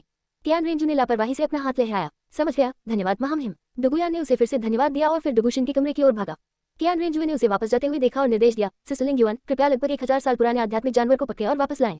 आपका अधीनस्थ समझता है। लिंगयुआन दुलुओ ने थोड़ा सिर हिलाया। वह तुरंत डुगुयान की दिशा में दौड़ी और डुगुबो से पूछा कि कौन सी स्पिरिट रिंग उपयुक्त होगी। फिर वह घाटी से चली गई। मुझे आश्चर्य है कि क्या किलुओ अमर घस काम करेगी। कियान रेंजू ने धीरे से बुदबुदाते हुए अपनी निगाहें हटा ली और अपने जहर कौशल को दूर कर दिया। उसने अपने बदल में सो रहे नर्म हड्डियों वाले खरगोश को धीरे से सहलाया। उसने उसे अपनी बाहों में उठाया और डुगुशिन के कमरे की ओर चल दिया। वुफ्टिल्ड, नर्म हड्डियों वाले खरगोश ने अपने पैरों को लात मारी। कियान रेंजू की बाहों में लुढ़क गया और उसके खिलाफ रगड़ा। यान, जब आप स्पिरिट सिटी पहुंचेंगे तो आपको अपनी अच्छी तरह से रक्षा करनी होगी। आप अभी भी युवा हैं। यह आपके शरीर को नुकसान पहुंचाएगा। पिताजी, आप किस बकवास की बात कर रहे हैं? मैं बकवास नहीं कर रहा हूँ। युवा लोग जोश से भरे हुए हैं और हमारा यान बहुत सुंदर है। महामहिम, संतपुत्र, ऐसा नहीं करेंगे। जैसे ही वह कमरे के दरवाजे पर पहुंचा, कियान रेंजू ने डुगुशिन की अपनी बेटी को गंभीर चेतावनी सुनी। उसके चेहरे पर अजीबता का आभास हुए बिना नहीं रह सका। वैसे भी अगर वह ऐसा चाहता है तो आप मना कर सकते हैं, समझे? डुगुशिन बिस्तर पर आधा झुका हुआ लेटा हुआ था। उसका चेहरा गंभीर था। उसे दादा बनने का डर था। महारानी, डुगुबो की आश्चर्यचकित आवाज सुनाई दी और डुगुशिन पिता और बेटी तुरंत शांत हो गए। महामहिम, संतपुत्र, डुगुयान ने स्तब्ध होकर अपना सिर घुमाया। उसका सुंदर चेहरा तेजी से लाल हो रहा था। उसने झट से समझाया, महाराज, उसकी बकवास मत सुनो। यान आपकी अच्छी सेवा करेगा। जैसे ही उसके शब्द गिरे, डुगुयान के चेहरे पर लाली गहरी हो गई। यान, पिता बहुत गंभीर हैं। डुगुशिन अपने नुकीले हरे बालों के साथ पूरी तरह से निडर था। इसके बजाय उसे डर था कि डुगुयान पूरी तरह से कियान रेंजू के प्रति समर्पित हो जाएगा। ऐसे समय में यह स्वीकार्य नहीं था। डुगुशिन ने कियान रेंजुए को ऐसे देखा जैसे वह किसी जिगोलो को देख रहा हो।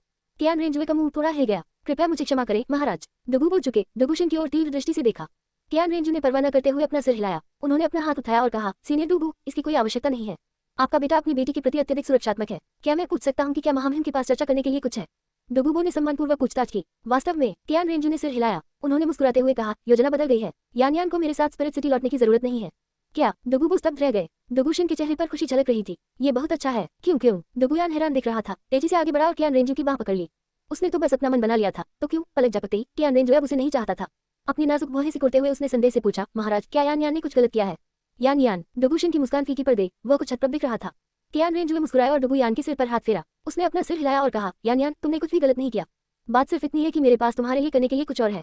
और कुछ? डुगुयान भ्रमित था। मैं चाहता हूँ कि आप तियानडो रॉयल अकादमी में भाग लें और 9 हॉट सी के उत्तराधिकारी की रक्षा करें। कियान रेंजुए ने मुस्कुराते हुए कहा, एक निजी नौकरानी की तुलना में ये लिंगलिंग को एक दोस्त के रूप में डुगुयान की अधिक आवश्यकता हो सकती है। 9 हॉट सी के उत्तराधिकारी। डुगुयान हेवनडू शहर में पला बड़ा था। स्वाभाविक रूप से वह हेवनडू शहर में स्थित 9 हॉट बेबुनिया फैमिली के बारे में जानती थी। हाँ, आपको बस सामान्य दृष्टिकोण के साथ उससे संपर्क करने की जरूरत है। कियान रेंजू ने उसे धीरे से निर्देश दिया। साधारण सुरक्षा कार्य वास्तव में आवश्यक नहीं था। ये लिंगलिंग बहुत अकेली थी। डुगुयान ने अपने गुलाबी होंठ भींचे। वह वास्तव में ऐसा नहीं करना चाहती थी। कियान रेंजू के साथ जाना चाहती थी, लेकिन डुगुशिन की आशा भरी निगाहें और उसके स्वामी कियान रेंजुए के आदेश के कारण उसे सहमत होना पड़ा। महाराज, यान समझता है। जैसे ही डुगुयान के शब्द गिरे, सिस्टम की इलेक्ट्रॉनिक आवाज कियान रेंजू के दिमाग में फिर से सुनाई दी। पहली बार सफलतापूर्वक महान प्रेम संचारित करने के लिए मेजबान को बधाई। लक्ष्य डुगुशिन इनाम प्राप्त हुआ 250 अंक। धन्यवाद महामहिम। डुगुशिन बहुत खुश था। हे, कियान रेंजू ने डुगुयान के गाल पर धीरे से चुटकी बजाते हुए थोड़ा सिर हिलाया। मैं इसके बारे में सिस्टर लिंग युआन से बात करूंगा। मानो कुछ याद आ रहा हो, कियान रेंजू उन्हें चेतावनी देने से खुद को नहीं रोक सका। इसके अलावा मुझे आशा है कि आप समझ गए होंगे कि कौन सी ताकतें स्पिरिट हॉल की दुश्मन है। ऐसा कुछ भी न करे जो मुझे मुश्किल स्थिति में डाल दे।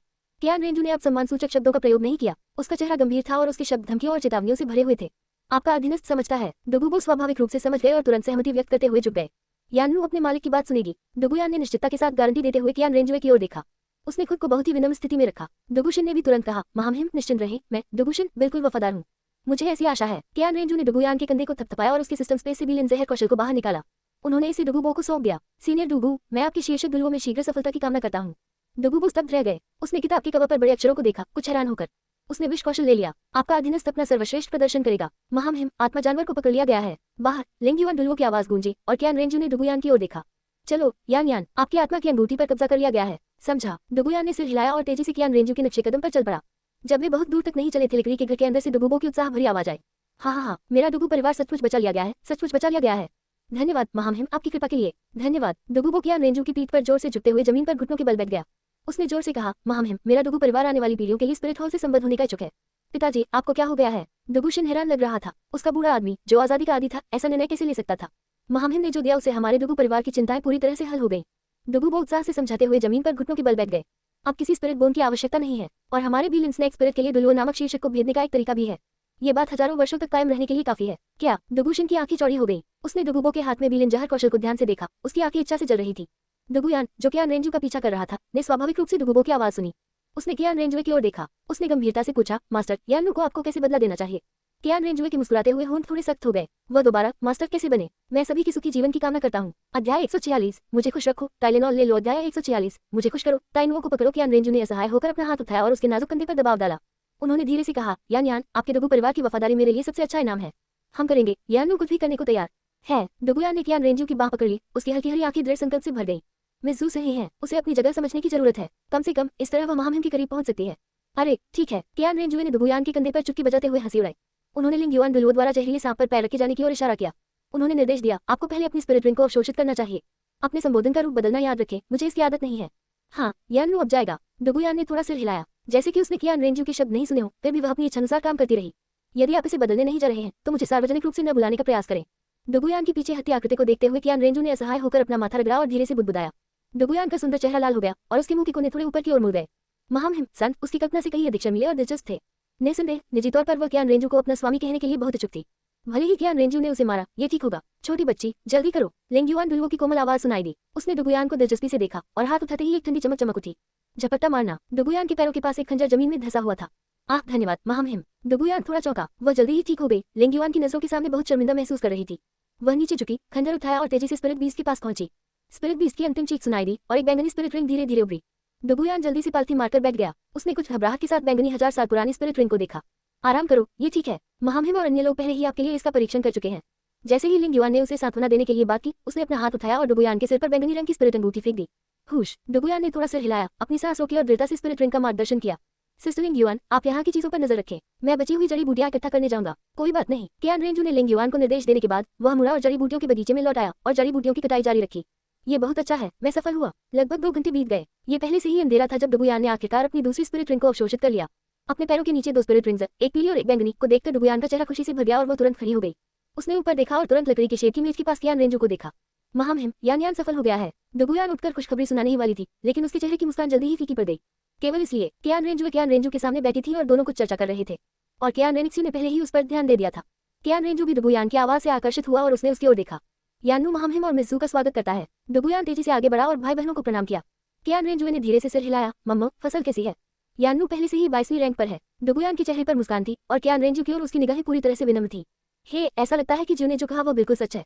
हमें वास्तव में तुम्हें हेवनडू सिटी में रखना चाहिए। कियान रेनिक्सी ने मीठी मुस्कान के साथ अपना सिर ऊपर उठाया। उसने कियान रेंजू पर नाराजगी भरी नजर डाली। जैसे ही उसने डुगुयान की ओर देखा तो उसकी आंखों में खतरनाक रोशनी चमक उठी, जिससे डुगुयान को ठंडक महसूस हुई।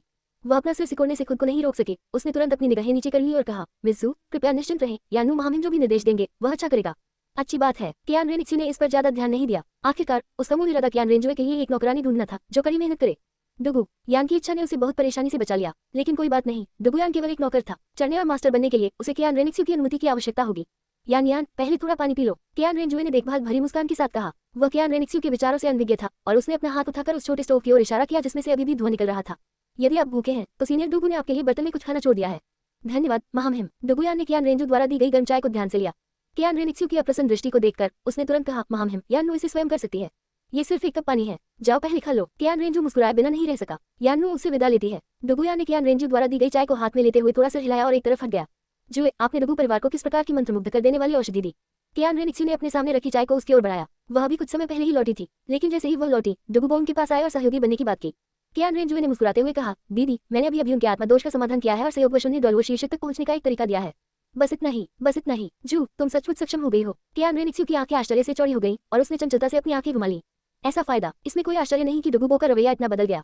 उन्होंने डुगु परिवार के भविष्य को स्पिरिट हॉल से जोड़ा, लेकिन इस तरह से देखने पर उनकी वफादारी की और भी अधिक गारंटी है। हाँ, कियान रेंजू ने मुस्कुराते हुए सिर हिलाया। उसने पूछा, वैसे बहन, क्या आपको विशाल समुद्री ब्रह्मांडीय कफन मिला? बेशक मुझे यह मिल गया। कियान रेनिक्सी मुस्कुराई, लेकिन उसने कुछ भी ठोस नहीं बताया। कियान रेंजुए को देखते हुए उसने चिढ़ाया, मैं इसे तुम्हें दूंगा या नहीं, यह इस पर निर्भर करता है कि जो मुझे खुश कर सकती है या नहीं। कियान रेंजू एक पल के लिए स्तब्ध रह गया, फिर व्यंग्यपूर्वक हंसा, बहन, अगर आप इन 2 दिनों के लिए खाली हैं तो मैं निश्चित रूप से आपके साथ टहलने के लिए तैयार हूँ। अच्छी बात है। कियान रेनिक्सी के चेहरे पर एक संतुष्ट मुस्कान दिखाई दी। कियान रेंजुए जाने वाली थी और अगली बार वे तब मिलेंगे जब उसे वापस लौटने का समय मिलेगा। कौन जानता है कि वह कब होगा। बेशक वह चाहती थी कि कियान रेंजू उसकी कंपनी को ठीक से रखे। आगामी व्यवस्थाओं के बारे में सोचते हुए कियान रेनिक्सी ने फिर से गंभीर मामले उठाए। और ठीक है, हम उस बड़े वानर को कैसे आकर्षित करेंगे? क्या आपके पास कोई विचार है, ज्यू? कियान रेंजुए का चाय का कप उसके होठों पर मंडराया और उसने एक पल के लिए सोचा। उसने जवाब में पूछा, आपका क्या विचार है, बहन? कियान रेनिक्सी ने अपने चेहरे को अपने हाथ से सहारा दिया। उसने उदासीनता से कहा, मेरा मूल विचार पहले उन्हें नशीली दवा देना और फिर उन सभी को मार देना था। कियान रेंजू के मुंह का कोना थोड़ा हिल गया। क्या इससे बहुत अधिक हंगामा नहीं मच जाएगा? लोगों के लिए यह अनुमान लगाना आसान होगा कि यह हम ही थे। हाँ, कियान रेनिक्सी ने मनमोहक ढंग से हंसते हुए कहा, बेशक मैं ये जानता हूँ, बहन। इसलिए अब मैं केवल टाइटैन पिता और पुत्र को खत्म करने की योजना बना रहा हूँ। टाइटैन और ताइनुओ। हाँ, कियान रेनिक्सी ने सिर हिलाया। वह अच्छी तरह से जानती थी कि टाइटैन बिल्कुल तान भाव के वफादार नौकर थी। जब तक वे पिता और पुत्र को खत्म करते रहेंगे, स्ट्रेंथ कबीला नेतृत्वहीन रहेगा। कियान रेंजू ने चाय का कप पकड़कर धीरे से घुमाया। कुछ देर सोचने के बाद उन्होंने सुझाव दिया, दीदी, हमारे पास है द पोर्पाइन फिश और अन्य लोग पहले ताइनुओं को क्यों नहीं पकड़ लेते? सभी को सुखद जीवन की शुभकामनाएं। अध्याय 147। यदि आप महामहिम पवित्र पुत्र का अनादर करते हैं तो आपको दंडित किया जाना चाहिए। अध्याय 147। महामहिम, संत बालक का अनादर करना दंड का पात्र है। समय पानी की तरह बह गया। बर्फ और आग यान वेल घाटी के अंदर धुंध छा गई और केवल डुगु परिवार ही रह गया। डुगुयान छत पर बैठा था। उसने अपना नाजुक हाथ उठाया और अपनी कलाई पर स्पिरिट टूथ ब्रेसलेट को घूरती रही जो हल्की चमक रहा था। जो व्यक्ति उन पर प्रभुता करता था वह चला गया। फिर भी आजादी पुनः प्राप्त करने की कोई खुशी नहीं थी। कल सुबह कियान रेंजू अभी जागा है, कियान रेंजू के साथ चला गया। वे घूमने फिरने और डोलवो एरिना में लड़ाई देखने के लिए हेवनडू शहर गए। वे जंगल में एक दूसरे का पीछा करते थे और घास पर आराम से सोते थे। आकाश को उनका कंबल और पृथ्वी को उनका बिस्तर बनाते थे। लिंगयुआन डुलुओ ने चुपचाप पास में उनकी रक्षा की। इस बीच पोर्पाइन फिश और स्नेक लांस कियान रेनिक्सी के निर्देशों का पालन करने में व्यस्त थे। इस समय हेवनडू शहर में कहीं हेवनडू साम्राज्य की राजधानी स्ट्रेंथ क्लान, जो कि एयरस्काई संप्रदाय से अलग हो गया था, यही स्थित था। गेट पर एक स्वागत समारोह था, लेकिन हवेली में वह जीवंतता नहीं थी जो होनी चाहिए थी। पुराने कबीले का नेता, जिसे जन्मदिन का जश्न मनाने वाला माना जाता था, कहीं नजर नहीं आया। यहाँ तक कि युवा कबीले का नेता भी कबीले के भीतर नहीं था। उनके कबीले के क्षेत्र से दर्जनों मील दूर एक छोटे से उपवन में कई आकृतियां खड़ी थी। शाही मछली और लिंगयुआन शाखाओं पर खड़े होकर निगरानी कर रहे थे।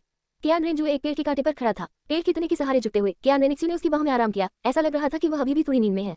पेड़ के कांटे पर रस्सी से एक लाश लटक रही थी। मजबूत शरीर खून से सना हुआ था और उसका चेहरा पहले से ही घातक पीला था। ये टाइटैन का बेटा ताइनुओ था। लिंगयुआन, क्या वह अभी तक नहीं आया है? कियान रेंजुए ने अपनी आंखें खोली। कियान रेंजुए कैलगन में आराम करते हुए और एक नरम जम्हा ली।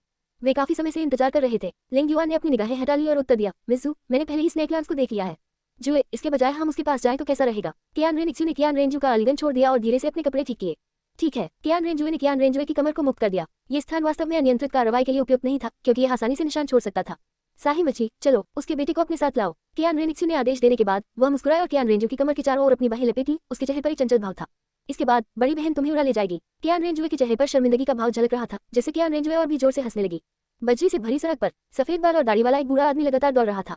उसके छोटे बाल उसके सिर पर स्टील की सुइयों की तरह खड़े थे। उसका शरीर मोटा था और उसकी आंखें गहरी थी। वह एक भव्य पर्वत के समान था। वह बहुत शक्तिशाली लग रहा था। यद्यपि वह वृद्ध था, फिर भी वह जोश से भरपूर था। उनके कठोर चेहरे पर गंभीरता का भाव झलक रहा था। टाइटैन को पता था कि कोई उसे छाया से देख रहा था और वह और कुछ नहीं कर सकता था। अपने बेटे के लिए उसे तो जाना ही था। उसने अपने हाथ में एक टूटी हुई उंगली पकड़ रखी थी। टाइटैन की आंखें कभी कभी किसी जंगली जानवर की तरह भयंकर आभा से चमक उठती थी। अचानक टाइटैन ने ऊपर देखा। वह आकाश में दिखाई देने वाली आकृतियों को ध्यान से देखता रहा। उसने देखा तो किसी की पकड़ी हुई रस्सी से शव लटक रहा था। उसकी आंखें तांबे की घंटियों की तरह चौड़ी हो गई। नुआ, टाइटैन की कर्कश आवाज किसी जानवर की दहाड़ जैसी थी और उसकी आंखें तुरंत खून से लाल हो गई। हाँ, बूढ़ा ओरंगुटान, चिल्लाओ मत। मैं यह मरा हुआ ओरंगुटान तुम्हें अभी लौटा दूंगा। साही मछली हंसी। उसने अपने हाथ में रस्सी घुमाई और उसे टाइटैन की ओर फेंक दिया। पकड़ो, नहीं, मेरी नूर, टकराना। टाइटैन ने तेजी से आगे बढ़कर ताइनुओ को पकड़ लिया, जैसे ही वह खूनी गंदगी में फंसने वाला था। उसने कांपते हुए अपने बेटे को देखा, जिसकी सांसें थम चुकी थी। उसकी आंखों में आंसू आ गए। अपने भव्य जन्मदिन के दिन वह एक सफेद बालों वाला व्यक्ति एक काले बालों वाले व्यक्ति को विदा कर रहा था। दहाड़, स्पिरिट हॉल। टाइटैन आकाश की ओर गरजा। उसकी रक्त-लाल आंखें सामने की ओर टिकी हुई थी। कियान रेनिक्सियो और अन्य लोग पहले ही उतर चुके थे। लेंग युआन उनके बगल में खड़ा था, जबकि पोरपाइनफिश और स्नेक लांस अन्य 2 दिशाओं में थे। क्यों तुम्हें इतना निर्दयी क्यों होना पड़ता है? अगर तुम्हें हिम्मत है तो मेरे पास आओ। हे ओल्ड ओरंगुटान, क्या हम अब आपके लिए नहीं आ रहे हैं? जब उसके पैरों के नीचे नो स्पिरिट रिंग धीरे धीरे खुल रही थी तो पोरचिनिफिश ने अशुभ ढंग से हंसी उड़ाई। लिंग युआन और स्नेक लांस ने भी ऐसा ही किया। ये देखकर टाइटैन को पता था कि आज वह निश्चित रूप से बर्बाद हो गया है। वह एक दुखद हंसी छोड़ने से खुद को नहीं रोक सका। हाँ, क्या शानदार इशारा है। 3 शीर्षक दुल्हों के लिए। मुझे मारने के लिए इतनी बड़ी कोशिश क्यों करें? तुम्हें मारने के लिए उनकी जरूरत नहीं पड़ेगी। कियान रेनिक्सियो की ठंडी आवाज सुनाई दी, जो बिना किसी दया के टाइटैन को घूर रही थी। 3 बैंगनी और 2 काली स्पिरिट रिंग धीरे धीरे उसके पैरों के नीचे घूम गई। जब तक तुम हमारे विरुद्ध जीवित रहोगे भाई बहन, मैं तुम्हारी जान बख्श दूंगा। सेराफिम, आप कियान परिवार से हैं। भाई और बहन, स्पिरिट हॉल सेंट चाइल्ड। टाइटैन ने तुरंत कियान रेंजू और उनकी पहचान को पहचान लिया। ये सही है। कियान रेंजू ने शांति से सिर हिलाया। हाँ, तो यह आप हैं। क्या आप यहाँ अपने पिता की मौत का बदला लेने आए हैं?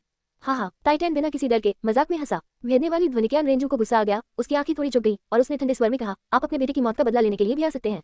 आप? टाइटैन की आंखें चौड़ी हो गई। वह कियान रेंजू को ध्यान से देख रहा था। काश वह उसकी मांस को जिंदा खा जाता। जो सही है। कियान रेनिक्सियो ने उपहास किया। उसकी आंखों में ठंडक और भी तीव्र हो गई, मानो वह ठोस हो।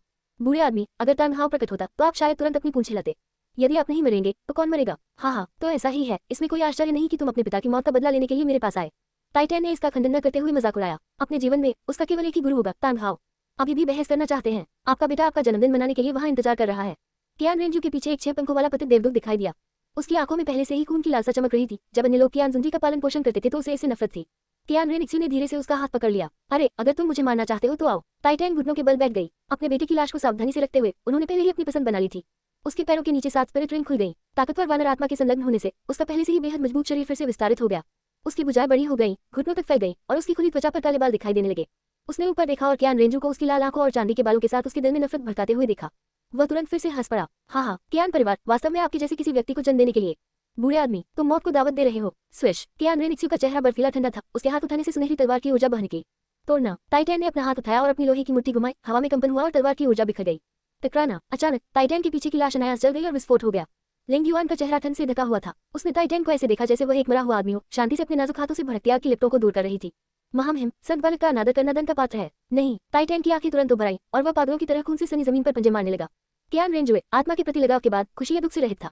वह चुपचाप देखता रहा। नूर, मेरा नूर चला गया। स्पिरिट हॉल, मैं चाहता हूँ कि तुम सब मर जाओ। गर्जन। टाइटैन आकाश की ओर गरजी। उसके पैरों के नीचे की 7वीं स्पिरिट रिंग चमक उठी। उसकी मार्शल सोल ट्रू बॉडी सक्रिय हो गई और कई मीटर लंबा ताकतवर वानर कियान रेनिक्सियो और उसके भाई की ओर लपका।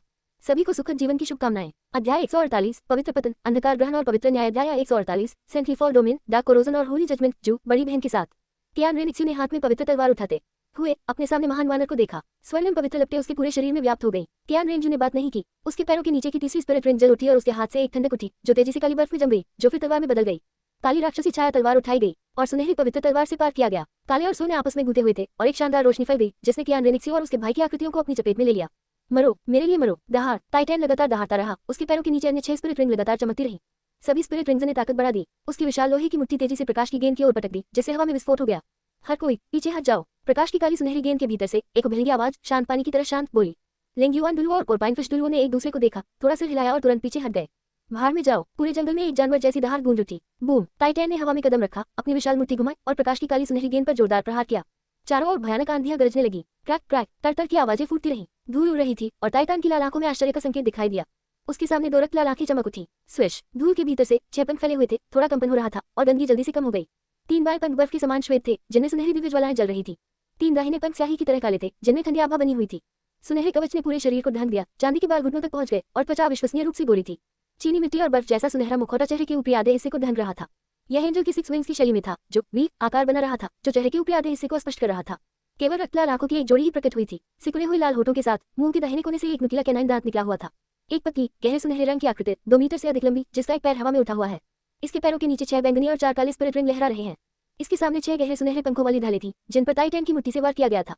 6 में से 5 चले गए, केवल आखिरी बचा। मार्शल सोल फ्यूजन तकनीक। टाइटैन की आवाज भारी थी और उसकी आंखों में सदमा दिख रहा था। विपरीत विशेषताओं वाली 2 आत्माओं ने वास्तव में एक मार्शल सोल फ्यूजन तकनीक बनाई। कोई आश्चर्य नहीं कि वे इतने आश्वस्त थे। हे, एक व्यंग्य की ध्वनि सुनाई दी। टाइटैन की पुतलियां कांपने लगी। उसके सामने दिखने वाली कमजोर काली सुनहरी आकृति ने उसे संकट का एक घातक एहसास दिया। पीछे हटना, ये टाइटैन का एकमात्र विचार था। उसने अपने पैरों से जोर लगाया और जमीन टूट गई। टकराना। जैसे ही टाइटैन ने पीछे हटने के लिए खुद को आगे बढ़ाया, काली ज्वाला तलवार की हुई उसकी ओर बढ़ी। वह केवल की हुई तलवार से घायल हुआ था। महान वानर के शरीर के बाल काली लिप्टों से जल उठे, लेकिन वे राख में नहीं बदले। इसके बजाय ये बर्फ के टुकड़ों में बदल गया, पूरी तरह से नष्ट हो गया। टाइटैन की आध्यात्मिक शक्ति उसके पूरे शरीर में कंपन करने लगी। बर्फ के टुकड़े हवा में बिखर गए और कुछ ठंड बाहर निकल गई। उनका बायां कंधा गंजा हो गया। बूढ़े आदमी, देखते हैं तुम कब तक टिक पाते हो। एक नर्म तटस्थ आवाज, जो पुरुष या महिला के रूप में भी नहीं थी, चिढ़ाने और अवमानना करने वाली थी। तैरती हुई गहरे सुनहरे रंग की आकृति। निकाब के नीचे उसके मुंह के कोने मुस्कुराहट में बदल गए और उसकी रक्त लाल आंखें हल्की सी टिमटिमाऊ थी। इसने अपने दाहिने हाथ में तलवार उठा ली। सुनहरी लंबी तलवार काली लपटें उगलते हुए सीधे आकाश की ओर इशारा करती थी और काली और सफेद रोशनी तलवार की नोक पर एकत्रित हो जाती थी। सेंट्री फॉर डोमेन खोलें। एक स्पष्ट ठंडी आवाज गूंज उठी। तलवार की नोक पर काले और सफेद रंग तेजी से विस्तारित और रेखांकित हुए, आकाश और पृथ्वी को एक कैनवास के रूप में उपयोग करते हुए। एक पल में मूल बिंदु के रूप में तलवार की नोक के साथ सभी चीजें फीकी पड़ गई और काला और सफेद दुनिया का मुख्य स्वर बन गया। यहाँ तक कि आकाश में चिलचिलाती धूप भी इस क्षेत्र पर आक्रमण नहीं कर सकी। केवल पतली तलवार चलाने वाली परी पर अन्य रंग मौजूद थे। अच्छा नहीं है, उसके अपने गुण तेजी से कमजोर हो रहे थे। टाइटैन की अभिव्यक्ति में भारी बदलाव आया। वह इस जमीन में खामी ढूंढने की कोशिश में लगातार ऊपर नीचे और चारों ओर देखता रहा, लेकिन उसकी चाल और विचार भी बहुत धीमे हो गए थे। स्थिर खड़े रहने पर भी उसकी आत्मिक शक्ति विलीन हो रही थी। स्विश। अपने 6 पंखों को फड़फड़ाकर कियान रेनिक्सियो हंसा और गहरे सुनहरे रंग की तलवार की नोक सीधे टाइटैन के गले में जा लगी।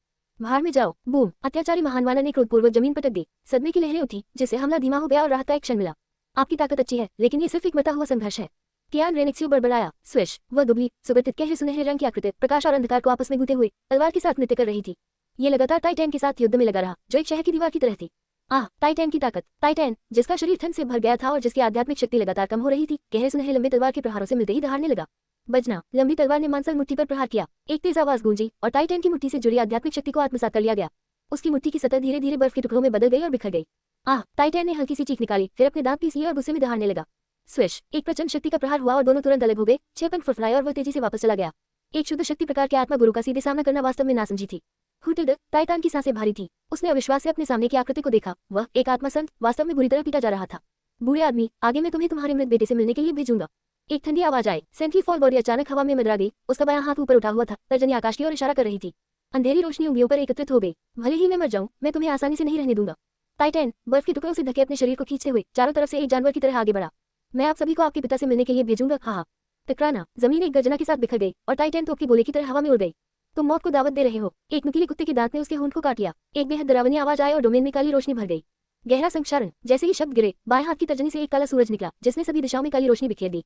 TFF। शरीरों और जमीन को भेदती हुई काली रोशनी की आवाज गूंजती रही। टाइटैन का शरीर हवा में लटा हुआ था, छिद्रों से भरा हुआ था और फिर अचानक जमीन पर गिर गया। उसकी आत्मिक शक्ति लगभग समाप्त हो चुकी थी। वह नियंत्रित रूप से अपनी मार्शल सोल ट्रू बॉडी स्थिति से बाहर निकल गया।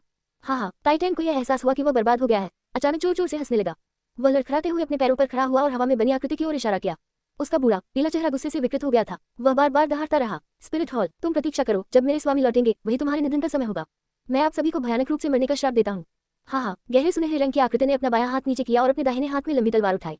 इसकी रक्तलाल आंखों में हत्या का पागलपन भरा इरादा था। उसके मुंह के कोने पर स्थित कुत्ते का दांत एक क्रूर दुष्ट मुस्कान में बदल गया और उसने धीरे से कहा, ताकतवर कबीला जो भी आत्मा सम्राट के पास पहुंचता है, दया के बिना मार डालो। टाइटैन, जो अभी भी बेतहाशा हंस रही थी, उसकी अभिव्यक्ति में भारी बदलाव आया। इससे पहले कि वह और भौंकता, सुनहरी तलवार की नोक आकाश में उड़ गई। पवित्र न्याय नहीं, 10 मीटर लंबी एक विशाल सुनहरी तलवार नीचे की ओर झूल गई। आज का जन्मदिन का लड़का, स्ट्रैंथ कबीले के कबीले नेता टाइटैन, अपने अनिच्छुक गुलाब के बीच आधे में विभाजित हो गया था। जमीन फट गई, जिससे 10 मीटर तक गहरी खाई बन गई। एक लाश के 2 रक्तरंजित हिस्से दूर उड़कर जमीन पर गिरे पड़े थे। गहरे सुनहरे रंग की पतली आकृति नीचे उतरी। प्रकाश और अंधकार अलग हो गए। डोमेन नष्ट हो गया और कियान रेनिक्सियो और कियान रेंजू की आकृतियां फिर से प्रकट हुई। लेंग्युआन दुलुओ ने तुरंत अपने आलिंगन से एक आत्मा जागृत करने वाली गोली निकाली और तेजी से आगे बढ़ गया। सभी को सुखद जीवन की शुभकामनाएं। अध्याय 149। घर जाओ और समुद्र देवता के विचार चुराओ। अध्याय 149। घर जाना। समुद्र से भगवान की दिव्य भावना को चुराना। कियान रेनिक्सियो ने अपने पन पीछे खींची। उसका चेहरा पीला पड़ गया और उसकी सांसें कुछ तेज हो गई। मार्शल सोल फ्यूजन तकनीक की शक्ति भयानक थी। स्वाभाविक रूप से इसका इसकी विशाल खपत से भी गहरा संबंध था। जो कियान रेनिक्सियो के पास जमीन पर फैले खून को ध्यान में रखने का समय नहीं था, वह जल्दी से कियान रेंजू की ओर देखने के लिए मुड़ी। उसके काले पंख बर्फ के टुकड़ों और धुंध में बदलकर बिखरने लगे। उसकी सुनहरे बाल और लाल आंखें पीछे हट गई, लेकिन उसका चेहरा अब भी पीला था और शरीर कुछ अस्थिर था। उसकी अभिव्यक्ति सुंदर और ठंडी थी, जमीन पर खून से पूरी तरह प्रभावित थी। महारानी। लेंग्युआन दुलुओ तेजी से उसके पास आए। उसकी उंगलियों के बीच एक पारभासी बर्फ जैसी गोली थी। वह कियान रेंजू के पास खड़ी थी। उसका चेहरा चिंता से भरा हुआ था। उसने धीरे से कियान रेंजू के होठों तक जागृति आत्मा की गोली पहुंचाई। क्रंच, गलतिल्दा उसने लिंग युआन की शायद उंगली काट ली। अवेकनिंग स्पिरिट पिल उसके पेट में घुस गई। एक ठंडी अनुभूति उसके अंदर और उसके अंगों और हड्डियों में फैल गई। इसके बाद वसंत ऋतु जैसी गर्माहट का एहसास हुआ। वसंत ऋतु में बर्फ और हिम पिघल गए। हुटिल्ड, कियान रेंजू की कठोर अभिव्यक्ति नर्म हो गई और उसकी आंखों से खून पूरी तरह गायब हो गया। महाराज, क्या आप अब ठीक हैं? लिंग युआन ने धीरे से अपनी थोड़ी नम उंगलियां वापस ले ली। मैं ठीक हूँ, कियान रेंजुए ने मुस्कुराया और सिर हिलाया। फिर कियान रेंजुए की ओर देखा। दीदी, मुझे लगा कि तुम फिर से अपनी बहन के बारे में बुरा बोलोगे। कियान रेनिक्सी ने राहत की सांस ली और उज्ज्वल रूप से मुस्कुराया। वह कियान रेंजू के शरीर की ओर झुके। उसने अपने स्पिरिटूल से कुछ पन्ना हरी गोलियां निकाली और उन्हें उसे सौंप दिया। यहाँ अपनी आध्यात्मिक शक्ति को बहाल करने के लिए कुछ गोलियां लें। बहन, आपको धन्यवाद। कियान रेंजू मुस्कुराया। जैसे ही उसने गोलियां ली, उसे खून की तेज गंध आई। उसने अपनी निगाहें नीची कर ली और उसका चेहरा तुरंत पीला पड़ गया। टाइनुओं की कीमा और टाइटैन के शरीर के अंगों ने कियान रेंजू को बहुत असहज महसूस कराया। महाराज, क्या गलत है? लिंग युआन डोलू ने आगे कदम बढ़ाया, जिससे कियान रेंजुए को उसके विशाल शरीर के सामने झुकना पड़ा। कियान रेंजुए वापस होश में आया और अपना सिर हिलाया। कुछ नहीं। हाँ, कियान रेनिक्सी का चेहरा चिढ़ाने से भरा था। उसने धीरे से अपना कोमल हाथ उठाया और कियान रेंजू की आंखों को ढक दिया। पहली बार जब आप किसी को मारते हैं तो ऐसा ही होता है। तुम्हें इसकी आदत हो जाएगी। कियान रेंजू ने थोड़ा सिर हिलाया, फिर कियान रेंजू की रुकावट को दूर करने के लिए अपना हाथ उठाया। कियान रेनिक्सी ने कियान रेंजू की कमर को गले लगाया और उसके करीब आ गया। दीदी नहीं चाहती कि तुम्हें ऐसी चीजों की आदत पड़े। अगर ऐसा है तो दीदी बहुत लापरवाह होंगी। लेकिन मैं स्पिरिट हॉल से चाइल्ड हूँ। कियान रेंजू ने असहाय होकर उसके मुंह के कोनों को खींचा। लगभग सही लगता है। कियान रेनिक्सी ने ऊपर देखा, अपने सामने चेहरे की ओर देखा और मुस्कुराने के अलावा कुछ नहीं कर सकी। लेकिन बहन हमेशा आपके सामने खड़ी रहेगी। ओह, क्या आप अब ऐसा नहीं कर सकते? कियान रेंजू की सांसें थोड़ी रुक गई। उसकी अभिव्यक्ति कुछ सूक्ष्म थी। कियान रेनिक्सी का नाजुक शरीर उसके सामने झुका हुआ था और लिंग युआन की छाती पीछे की ओर दबी हुई थी। इससे उसे सांस लेना थोड़ा मुश्किल हो गया और उसका चेहरा लाल हो गया। टस्क, कियान रेनिक्सी ने हंसते हुए हल्की सी खुशबू छोड़ी जिसने खूनी गंध को दूर कर दिया। लिंग युआन के चेहरे पर हल्की सी लाली दिखाई दी और वह 2 कदम पीछे हट गई। कियान रेनिक्सी पंजों के बल खड़ी हो गई। धीरे से कियान रेंजू की आंख के कोने को चूमा और अपने गोरे हाथ से उसके चेहरे को धीरे से सहलाया। उसकी आंखों में धुंधलेपन का आभास हुआ और उसने एक सुगंधित सांस छोड़ी। जुए, घर जाने का समय हो गया है ना? कियान रेंजू थोड़ा स्तब्ध रह गया। उसकी आंख का कोना, जहां थोड़ी नमी रह गई थी, थोड़ी खुजली महसूस हुई। उसने कियान रेनिक्सी की कमर को गले लगाया और धीरे से सिर हिलाया। यहाँ, ये वही है जो आप चाहते थे। कियान रेंजू ने मुस्कुराते हुए एक छोटा चौकोर बॉक्स निकाला और उसे कियान रेंजू की आंखों के सामने रखा। बहन, आपको धन्यवाद। कियान रेंजुए नीचे झुकी और हल्के से कियान रेंजुए के माथे को छुआ, जिससे उसके चेहरे पर एक आकर्षक मुस्कान आ गई। लिंग युआन, जीव की सुरक्षा आपके हाथों में है। कियान रेनिक्सी ने संतुष्ट होकर अपना आलिंगन छोड़ा और हाथ हिलाते हुए एक गाड़ी दिखाई दी। मिस जू, निश्चिंत रहें, लिंग युआन अच्छा करेगा। लिंग युआन ने आदरपूर्वक सिर झुकाया और सहमति दी। हल्के कदमों से वह कोचमैन की सीट पर उतरी और पर्दा उठा दिया। तो जुए, चलो अब चलते हैं। माँ इंतजार कर रही होगी, सुन नहीं पा रही होगी। कियान रेनिक्सी ने धीरे से कियान रेंजू के कपड़े सीधे किए। बीबी रोम के बारे में सोच रहा हूँ। उसका चेहरा मदद नहीं कर सका, लेकिन गर्मी का संकेत दिखा। उस समय की याद आ गई जब वे तीनों एक साथ सोए थे। माँ को मेरा प्रणाम। मैं करूंगा बहन। एक बार जब मैं उन गोलियों को परिष्कृत कर लूंगा तो मैं उन्हें आपके पास भेजूंगा। कियान रेंजुए गाड़ी में चढ़ गया और उसने पीछे मुड़कर कियान रेंजुए की ओर देखा। उसकी आंखों में भी अनिच्छा का भाव झलक रहा था। ठीक है, बहन भी आपकी छोटी पत्नी की रक्षा में मदद करेगी।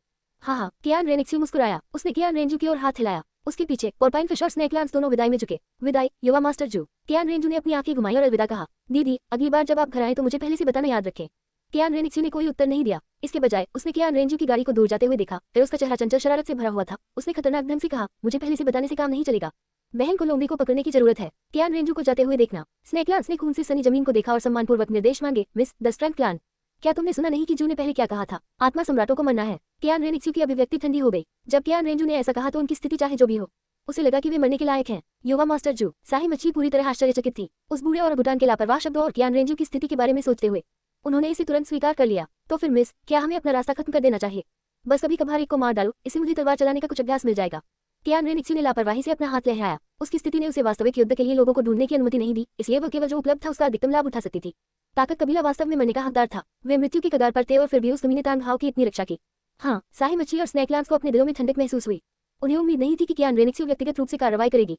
ठीक है, ये खत्म हो गया है। साही मच्छी, घटनास्थल को साफ करो। स्नेकलांस, मेरे साथ शहर वापस आओ। कियान रेनिक्सी ने फिर से अपने 6 पंख फहराए। उसकी आंखों में शीतलता थी। इसके बाद वह धीरे धीरे उन परेशान करने वाले राजकुमारों को दूर भेज देगी।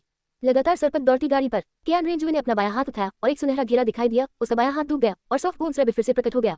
बूबू, महामहिम संत बालक, जियोगू ने तुम्हें बहुत याद किया। जैसे ही वह प्रकट हुआ, सॉफ्ट बोन्स खरगोश खुशी से कियान रेंजू के कंधे पर चढ़ गया। इसने धीरे से उसके गाल को थपथपाया। गड़बड़ करना बंद करो, चुप रहो। कियान रेंजू ने अपना सिर हिलाया। सॉफ्ट बोन्स खरगोश तुरंत आज्ञाकारी रूप से लेट गया। उसकी लाल आंखें चुपचाप उस ब्लैक बॉक्स को देख रही थी जिसे कियान रेंजू ने निकाला था। इस वर्गाकार बक्से में रखी वस्तु हेवन डू एम्पायर का राष्ट्रीय खजाना थी, विशाल सागर, ब्रह्मांडीय कफन। कियान रेंजू के विचारों में थोड़ी हलचल हुई और उसे अपने ग्लेबिला में हल्की खुजली महसूस हुई। काली रोशनी छटपटा उठी। उसकी भौं के मध्य में एक खड़ा काला और लाल पंख दिखाई दिया, जैसे कोई खून के रंग की आंख हो। दिव्य ओरिकल रिवर्स मार्ग, देवताओं को लक्ष्य करने वाली, अधिकार चुराने वाली और दिव्य शक्ति को परिवर्तित करने वाली एक अति दिव्य तकनीक। इसे सक्रिय करने के लिए सिस्टम बिंदुओं की आवश्यकता थी। कियान रेंजू ने लंबे समय से पॉइंट्स का उपयोग नहीं किया था, इसलिए वह देखना चाहता था कि क्या वह इसके भीतर दिव्य संवेदना को प्रबंधित कर सकता है। क्लिक करें। ब्लैक बॉक्स कियान रेंजू द्वारा खोला गया था। पलक झपकते ही पूरी गाड़ी नीली रोशनी से भर गई थी, जो गाड़ी के चारों ओर समुद्र की लहरों की तरह लहरा रही थी। समुद्र भगवान की दिव्य शक्ति का पता लगाया। उपभोग करने और परिवर्तित करने के लिए 1000 अंक का उपभोग करें। समुद्र देवता की दिव्य भावना का पता चला। आंशिक अधिकार चुराने के लिए 3000 अंक का उपभोग करें। आप सभी की सुखमय जीवन की कामना करता हूँ। अध्याय 150 4 कौशल जन्मदिन समारोह को अंतिम संस्कार में बदलना। अध्याय 150 4 कौशल जन्मदिन का जश्न अंत्येष्टि में बदल गया। अपने मन में प्रसारण सुनकर कियान रेंजो मदद नहीं कर सका, लेकिन खुशी का संकेत दिखा। उसके खाते में 5000 से अधिक अंक थे, जो इसी गौर की दिव्य भावना को प्राप्त करने के लिए पर्याप्त थे। जैसे ही वह आदेश देने ही वाला था, कियान रेंजो को कुछ याद आया और उसने भौहें चढ़ा दी। ऐसे मामलों में ऊपरी क्षेत्र की दिव्यताएं शामिल थी। उसके लिए अतिरिक्त सावधान रहना सबसे अच्छा होगा। उसकी भौहों के बीच दिव्य ओरेकल रिवर्स मार्ग से एक खूनी रोशनी खिली, जो विशाल समुद्री ब्रह्मांडीय कफन पर फैल गई। गुगु महामहिम पवित्र पुत्र, ये क्या है? नर्म हड्डियों वाले खरगोश ने उत्सुकता से विशाल समुद्री ब्रह्मांडीय कफन को देखा। इसकी कीमती रोशनी खूनी चमक से स्पष्ट हो गई थी, जब वह कियान रेंजो के कंधे पर बैठकर धीरे से बुदबुदा रही थी। स्वाभाविक रूप से इस समय किसी ने भी उस पर ध्यान नहीं दिया। बस एक सांस के समय में कियान रेंजो के दिमाग में कुछ जानकारी सामने आई। सी गॉड्स डिवाइन सेंस, एक डिवाइन सेंस इस समय नींद में है। मानसिक बल से परेशान करने पर यह जागृत हो जाएगा। इस जानकारी के बाद भी कियान रेंजो को अभी भी संदेह था। अगर मैं इस दिव्य भावना को निगल जाऊं तो ईश्वर क्षेत्र में समुद्री देवता को इसका एहसास होना चाहिए, है ना? वर्तमान में दुलो स्टार के बाहर व्हीलिंग स्काई बुलबुलिया ने इसे ढक लिया है। जब तक कियान रेंजो ने निचले क्षेत्र में दिव्यताओं द्वारा छोड़ी गई दिव्य भावना को ट्रिगर नहीं किया, तब तक वे दुलो विमान का असली चेहरा कभी नहीं देख पाएंगे। यदि उसने इसे ट्रिगर किया तो कियान रेंजो का वर्तमान लाभ तुरंत नष्ट हो जाएगा। ये सोचते हुए कियान रेंजो व्हीलिंग स्काई बुलबुलिया की जानकारी पर नजर डालने से खुद को नहीं रोक सका। भूगर्भाकाश बुलबुलिया दुलो स्टार पर धुंध छाई हुई है, जिस पर मूल प्रक्षेपवक्र के समान दृश्य प्रक्षेपित होते हैं। यह ऊपरी तल से नीचे डाली गई निगाहों को धोखा दे सकता है और मेजबान के आभा और ठिकाने को छुपा सकता है। गर्म अनुस्मारक स्तर के भीतर पहले से ही संग्रहित दिव्य भावना के विरुद्ध प्रभावी स्थायित्व 84.88% काफी समय बीत चुका था। कियान रेंजो ने समझा कि वर्तमान में उसके पास उन व्यक्तियों से सीधे सामना करने की कोई क्षमता नहीं है। कुछ क्षण के चिंतन के बाद उसके दिमाग में फिर से एक यांत्रिक आवाज गूंज उठी। मेजबान बाद में उपभोग के लिए इसे दिव्य ओरेकल रिवर्स मार्ग के भीतर अस्थायी रूप से सील करना चुन सकता है। क्या आप बाद में उपभोग के लिए सागर भगवान की दिव्य भावना को सील करना चाहते हैं? 3500 अंक आवश्यक है। समुद्र देव की दिव्य शक्ति का पता चला। क्या आप इसे उपभोग करने और बदलने के लिए 1000 अंक खर्च करना चाहते हैं? क्या ऐसा है? ये वास्तव में अधिक सुरक्षित लगता है। कियान रेंजो ने अपनी ठुड्डी पर चुटकी ली, एक पल के लिए सोचा और थोड़ा सिर हिलाया। वैसे भी वह अब इसका उपयोग नहीं कर सका। दैवीय ओरेकल रिवर्स मार्ग के भीतर संग्रहित दैवीय शक्ति और आंशिक दिव्यता अधिकार के कारण उसे उन शक्तियों का उपयोग करने से पहले दिव्यता प्राप्त करने की आवश्यकता थी। इसे किसी भी तरह से संग्रहित किया जा रहा था। जिस क्षण कियान रेंजो ने अपना मन बनाया, उसकी भौहों के बीच खून से सनकाला ऊर्ध्वाधरपन की खूनी रोशनी के साथ चमक उठा, जो विशाल सागर ब्रह्मांडीय कफन पर निशाना साध रहा था। विशाल समुद्री ब्रह्मांडीय कफन अचानक हवा में उड़ गया, जो एक पारभासी नीले त्रिआयामी त्रिकोण के रूप में दिखाई देने लगा। यह एक एकीकृत टुकड़ा था, केवल हथेली के आकार का। क्रिस्टलीय नीली रोशनी निकल रही थी और अजीब खूनी ऊर्जा के उतार चढ़ाव लगातार उसमें प्रवाहित हो रहे थे। इस नीले त्रिकोणीय शरीर पर लहर जैसी आकृतियां खूनी शक्ति से धुलकर मथने लगी। समुद्र भगवान की दिव्य शक्ति को निगल लिया गया है और बदल दिया गया है। शेष अंक 4850। इसके तुरंत बाद विशाल सागर ब्रह्मांडीय कफन के भीतर से एक छोटा संगमरमर जैसा खूनी गोला तैरकर बाहर आया, जिसका मूल हिस्सा चमकदार नीला था।